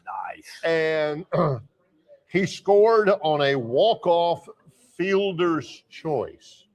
What, the fielder had a choice to throw it a homer first? How's that work? Well, he had a choice to throw it whichever way he did. He threw it home, obviously, to try to save the game, and it was not in time. And the Cincinnati Reds walk it off on a fielder's choice. Look at that. They win it 3-2. Look at that. Here it is. Barry's right here on my computer. The guy got a Gatorade bath for winning a regular season For hitting game the ball on the ground. on a Thursday? Hey, man. So that's a very good point there. I'm glad I brought that up to myself. Thank you, self. Because, Barry, believe it or not, we're going right. Here it is right here. Yeah, I'm looking at it. I know this is terrible podcasting. Oh, that's terrible. That's horrible. Oh, come on. Yeah. No wonder. I get it. All right. Yeah. So, Barry, here's the deal. Right. We don't do this very often. We are going back to the well, so to speak. Okay. We're going back to the well. 5-10 tonight. All right. In Cincinnati again. That's right. Where Brad Bohannon met his that's Alabama demise. I believe that's coming. Joe, got anything for me on the chat line? Joe? Barry, we got Hunter Green going up a bit against Paul Skeens. This is going to be epic. Epic. I'm glad you picked this game. Hunter Green played at Riverwalk before. Correct. I think he's a former Biscuit, but I know he pitched at Riverwalk. All right. He throws 100 miles an hour. Beautiful. Paul Skeens is the next big thing other than Jacob Misiorowski for the Brewers. Skeens was an All-American at LSU, number 1 pick in the draft, and he's been incredible since he's been in the majors. This is the premier pitching matchup in all of Major League Baseball tonight. Green versus Skeens. Both of them throw about 100 miles an hour. Well, the Reds are a home underdog. They're plus 115 in this game. So the Pirates are the favorite. But we like Pirates are trying to break a 3-game losing streak, by the way. Yes, they are, Barry. Reds plus 115 tonight. Tickets as low as $22 if anybody's interested, by the way. Ooh. But we're going to go with the Reds plus 115 tonight against the Pirates. It is a 5:10 first pitch. And we're going back to the well. We like it. And you know, one of the reasons we like it, Barry, is the celebration, the team unity. A Gatorade bath on a Thursday night in the middle of the season? After a ground ball? I mean, these guys like each other. Dude yesterday hit a grand slam home run, down 3 with 2 strikes and 2 outs in the bottom of the 9th. And Cody Clemens did. And that's when you get a Gatorade bath. Yeah. Not when you just simply put a ball in play with a runner at third. Hey, woo! And Barry, I think it's. I should let our viewers and listeners know, Cincinnati is in dead last in the National League Central Division. It is a fact. Stink. They are 50 bad. and 57. Pittsburgh is only 3 games ahead of them, though. 55 and 55. That's right. They're at 500. But as you mentioned, Barry, the Pirates are on a 3-game losing streak. They've lost 3 of their last 10. Ugh. Cincinnati has won 6 of their last 10. Can't really read a lot into that. Oh, but I like the pick. I like the positive vibe there. Going back to the well once again, Barry, with the Cincinnati Reds at plus 115 hosting Pittsburgh this afternoon, 5:10 first pitch. Joe says this: after 2 days without getting washed, my practice jersey could stand up on its own. Yeah, that's because you had to practice hard.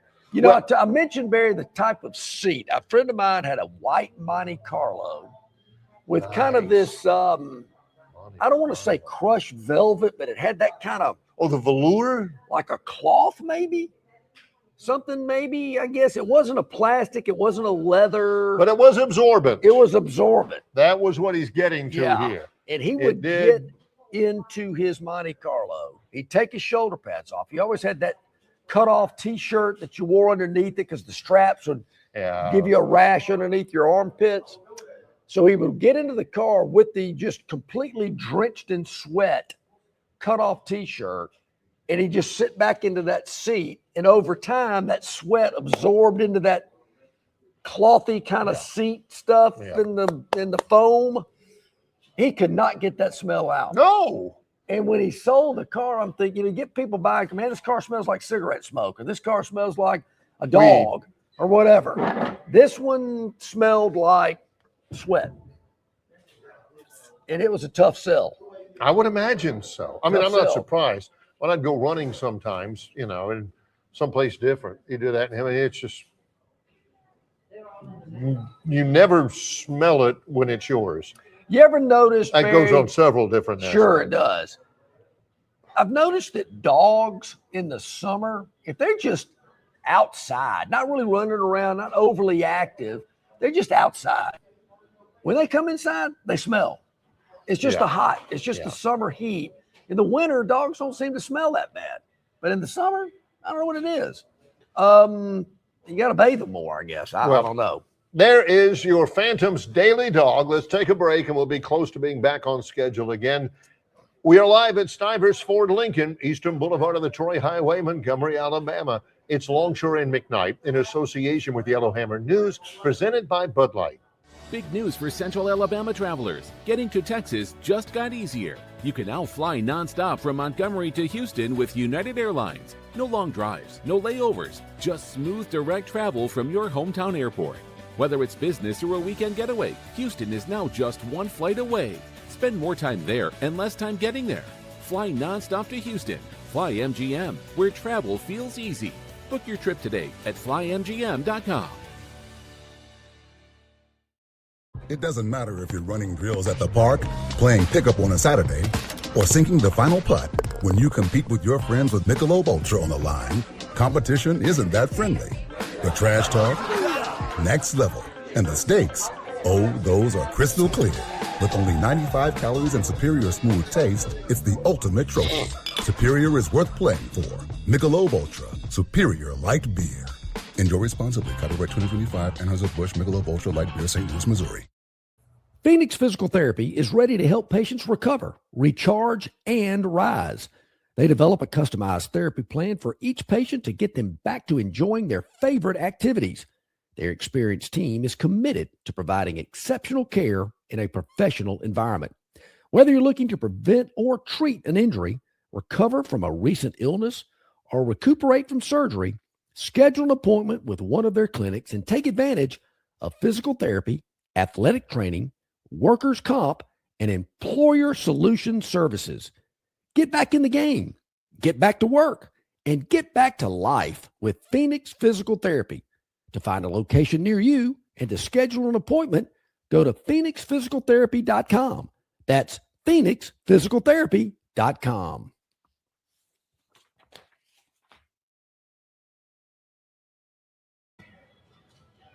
Okay, welcome back. Glad you're with us. Longshore McKnight live at Stivers Ford in Montgomery, where Price sells cars. We've been telling you all morning long. You got all weekend, but today would be really a big day to take advantage of 0% financing for 36 months. No payments for 90 days. $1,000 down payment assistance. 2 years, 25,000-mile worry-free maintenance plan. Broncos, F-150s, Expeditions, Explorers, Mustangs, they're all here for you at incredible savings, and America's best-selling truck for nearly over 50 years in a row. A 2026 Ford F-150 up to $16,000 off, or 0% APR for 36 months, plus all those great incentives, $1,000 down assistance, 2-year, 25,000-mile maintenance, no payments for 90 days, plus Barry, they're throwing in $2,250 off MSRP. I mean, gee whiz, what more do you want? Yeah, right there. Check that out. $2,250 off MSRP. It's incredible. All here at Stivers. All right, real quick. Once again, Joe's on a roll here from the chat line. He says, today's kids know nothing about getting into an open prison shower after a ball game. One shower with 8 shower heads. Yeah. So Joe had to do that in my athletic career. I mean, kids today, it's all individual stalls. Yeah, I mean, the big room with 8 to 10 shower heads. I mean, my fraternity house, I think it's still that way, believe it or not, in Tuscaloosa. I know it was 40 years ago. You taking a shower, you might be in there with 4 other people. That was just how it was done back in the day. You know, hey, man, pass the soap. Oh, man, you dropped it. Well, I ain't getting it. Yeah. So, yeah, Joe, I hear you working, man. I'm with you. Kids today, it's too easy. You know, Barry, there's some point in life, we all go through it, where you just got to tell yourself or myself, I just got to take it. I know there's just really nothing I can say. I just got to sit here and take it. But if I don't want to take it anymore, I got to do something about it. That's where I see the SEC today, because the Big Ten spent 3 days in Chicago basically kicking the SEC to the curb and making them like it. And they're talking about, you know, national championships, head-to-head matchups, all this kind of stuff that they've done against the SEC over the last 3-4 seasons. And the SEC really didn't have much to say about it. Well, you'll hear stuff. It's not like they're not saying anything. John's point is that they don't have much to say about it right now. That's what we're talking about.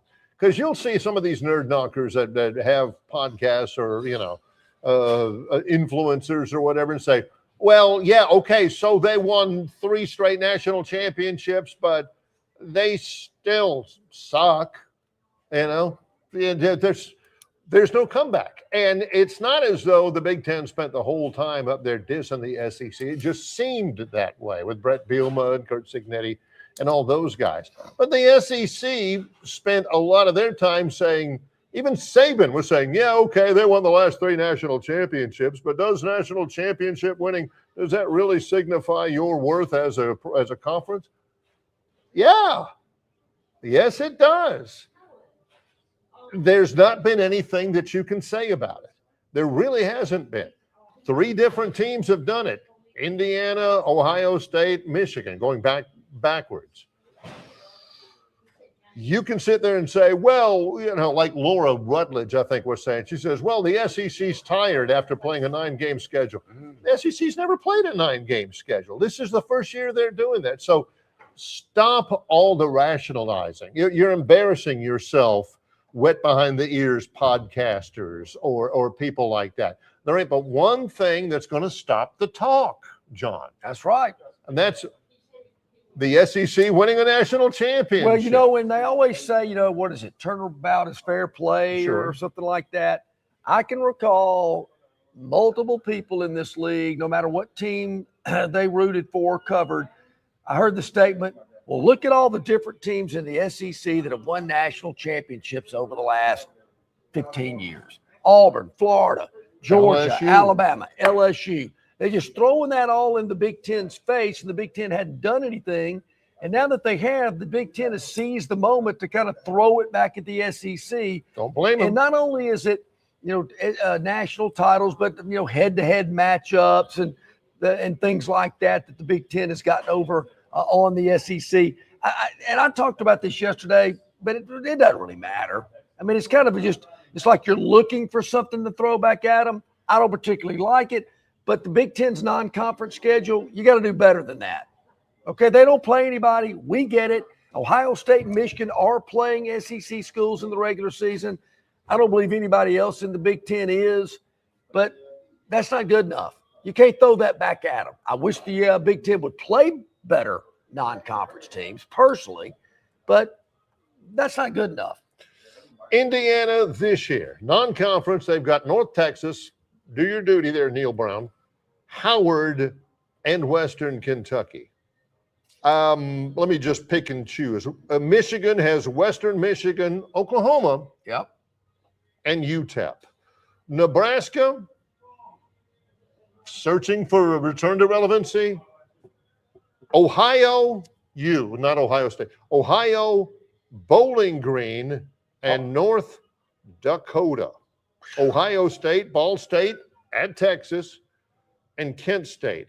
Oregon, Boise State, at Oklahoma State, which is a Longshore standard for absolute embarrassment. If you have to play at Oklahoma State, non-conference, you are not a big boy.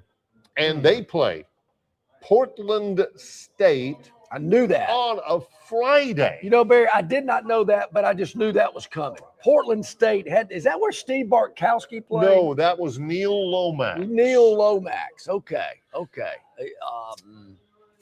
On a Friday. Yeah, Friday. Who's Southern Cal got non-con? Southern Cal in their non-conference. Illinois, Northwestern, Ohio State, Penn State, Purdue, UCLA. Oh, here we go. San Jose State. The Spartans.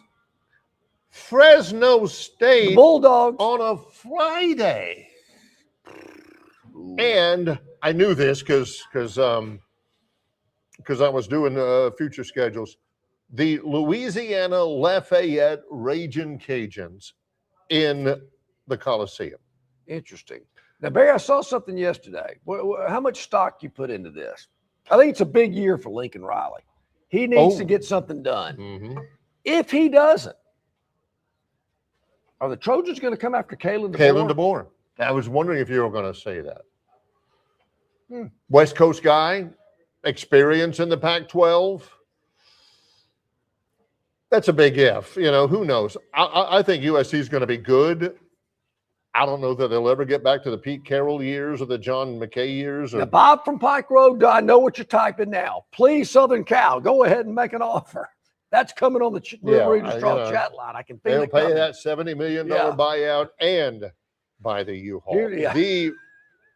The worst. What's just something of mediocre? The choker? The broker. The broker of mediocre. The worst, as we get ready to go to break.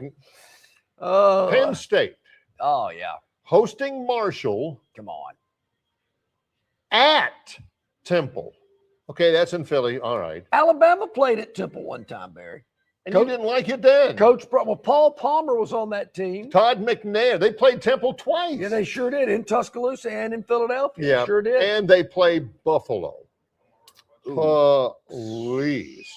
Wisconsin, Notre Dame. All right, we'll end it there. In Wisconsin. They play them in Lambeau. Let's take a timeout. When we return, it's the Gurn Jr. Victoryland 777 Topic Wheel. It's Longshore and McKnight in association with Yellowhammer News, presented by Bud Light. This summer, Dixie Electric Plumbing and Air is on a Jurassic hunt for the oldest HVAC systems and water heaters in town. If your system is a fossil, now's your chance. Replace it between June 1st and July 31st, and you could win big. We're giving $2,500 back for the oldest HVAC systems and $1,000 back for the oldest water heater. Even if you don't win, you still score major savings on your new HVAC system, water heater, generator, and or garage door. Don't let your systems go extinct. Call Dixie, and it's done. The more you play, the more chances you have to win during.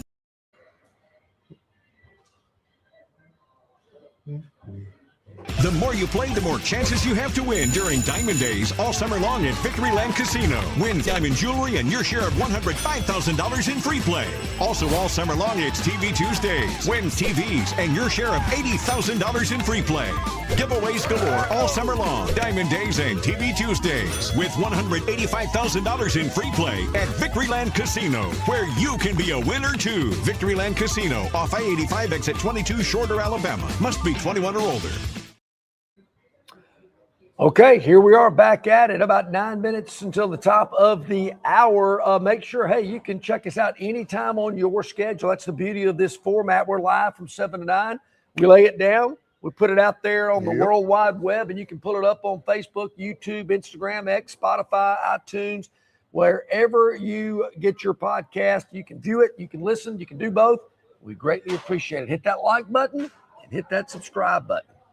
Here we go. The Victoryland 777 Topic Wheel brought to you by Victoryland 777 Casino, exit 22 off I-85 in Shorter, Alabama, where you can be a winner too. 6 topics. Boy, the word toxic is huge. Yeah, it is. All right. This is disrespected. We go to Tampa, where John and I were last week. That's right. We go to Tampa, Buccaneers quarterback Baker Mayfield. He's undergoing a contract renegotiation, or at least he's asking for a contract renegotiation. Somebody asked him what his mindset is heading into camp. He says, disrespected. He said, that's the really disappointing part, to feel undervalued after thinking you've earned it. Back-to-back NFC South titles 2 years before he was injured last year. He says, I'm a franchise quarterback. If you've waited this long to take care of your franchise quarterback, that's too bad, because it's only going to get worse from here.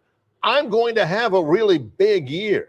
Oh, I like it. I like the mindset. Kind of sounds like the coach of Kentucky. You know, he flamed out at Cleveland, but who hasn't? You know, true. They spent just a moment with the LA Rams behind Matthew Stafford for like 8 games, and he came to Tampa. That was going to be his last chance, and he's balled out. He's been good. He's been really good. Yeah. I mean, he's no Tyler Shuck, Barry, but we'll see. Tyler Shuck can only hope. We'll see that this fall. But anyway, I tell you, he's getting disrespected. The Tampa Bay Rays. We talked about it when we were in Tampa. There's Buck stuff all over the city. Even the NHL team's got stuff. I don't see enough love for the Rays down there, Tampa. Come on. Okay. There's one. What do we got? One gone. We got 5. I love the color scheme. That dark purple is really good looking. That's a new one. Yeah. It is. Yeah. Feels like it. Another year. Oh, no. Yeah, here we go. Another year. Okay. What could it be? Oh, Deebo Samuel. I didn't realize he was back. 1 year deal with the 49ers, former South Carolina Gamecock. Ricky Pearsall, former Florida Gator, hurt his knee earlier. The 49ers are bringing Deebo Samuel back. He was with the Commanders. They traded him to the Commanders for a 5th rounder.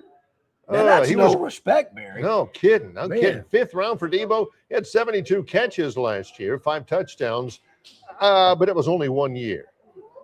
If he can get back to the way he was an average year among his first 6 with the 49ers, that's a big one. I'd love to know the contract total on that one there because they need him. You know, Barry, quite a bit. I don't like the 49ers when they wear all white and the gold helmet. I don't like that look. No, you got to have those pewter like pants. That's right. Yeah, I like those. Yeah, I like I'm those with you. too. John and I rarely agree on uniforms. We agree with that. All right, Victoryland 777 topic wheel. 4 more topics to go. Victoryland, where you can be a winner too. Open 24/7, 365. The wheel is spinning. I think we're going to hit toxic. Toxic. Don't drink anything toxic.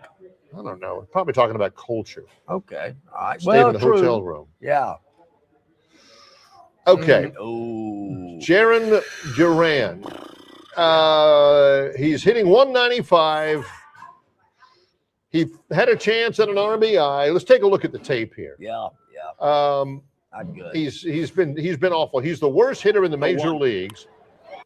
I got a runner at third in a tie game in the top of the 6th.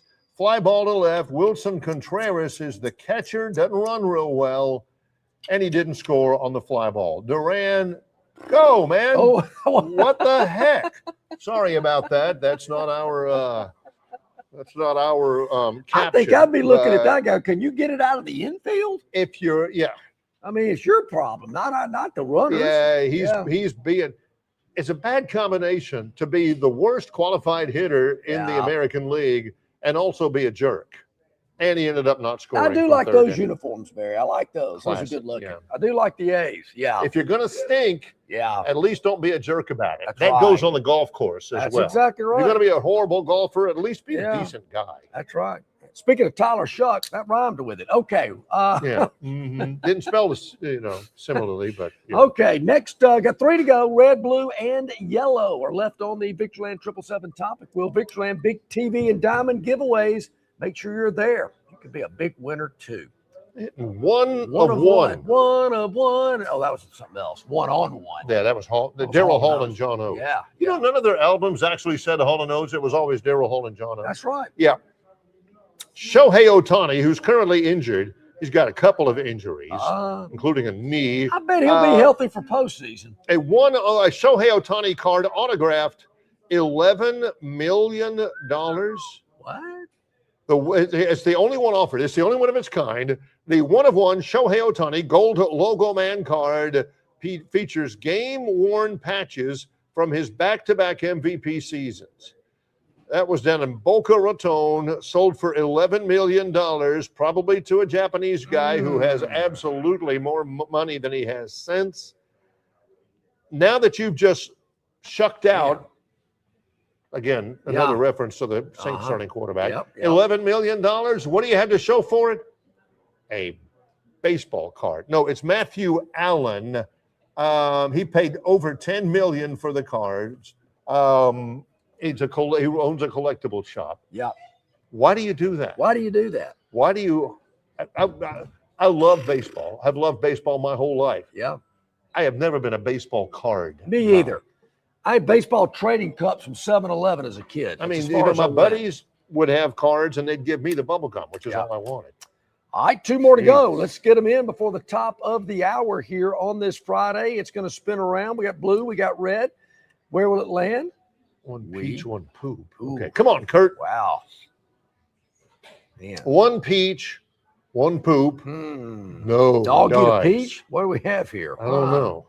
Okay. This could be very, very, oh, yeah. God. See, this is a grammatical anomaly. The bear eats, poops, and leaves. Yeah, what else is new? What's he doing in the mall? What is that? He's in the commissary. Is this on a think base? it is. I think it is, yeah. This is disrespectful, okay? Did he go straight for the fruit stand? Yeah. I don't want to. Yeah. And this lady's just sitting there why is the door open? Can somebody go shut the door? That would be Hey, what do you got idea. here?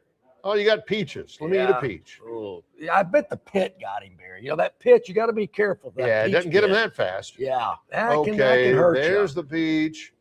He's on 2 legs here. He's meeting Yeah. his business now. Yeah. Yes.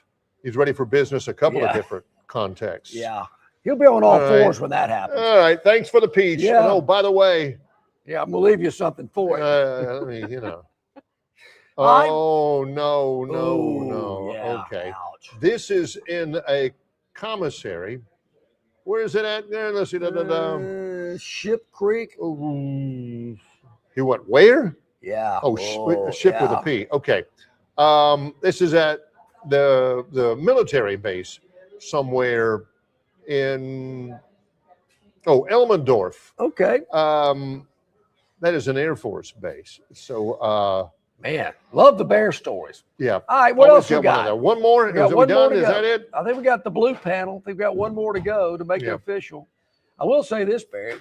Obviously, folks taking advantage of last day savings here at Stivers. It's busy, right? It's busy, very busy. It's here. always busy, but today everybody's taking advantage You of. better know it. All right, one more. Got to spin it real quick to make it official. We know what this is about. I'm going to go ahead and preview it like we did the Baker Mayfield. We go to Chicago for this one. And the final day of the Big Ten Media Days, Signetti, who used to be an assistant in the SEC, torches the SEC. Yeah. He says, get this.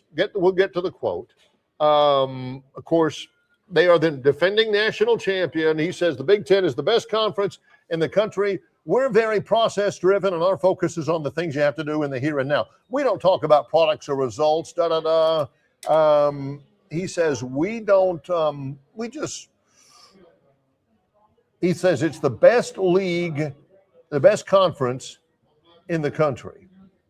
Let's see if we can get to that. But anyway, he was torching the SEC. Sure, they spent 3 days doing it. Okay, have your fun. It'll come back. All right, folks. So we're wrapping up our live edition. That means they're still here for you at Stivers forward till the last customer served throughout the weekend. Come by and see our friends here on the Eastern Boulevard where it meets the Troy Highway. Incredible savings still going on F-150s, on Explorers, Expeditions, on Mustangs, on Broncos, you name it. Nobody can beat the deals here or the selection or the service from our friends at Stivers Ford in Montgomery. He's John Longshore. I'm Barry McKnight. It's Longshore and McKnight in association with Yellowhammer News, presented by Bud Light.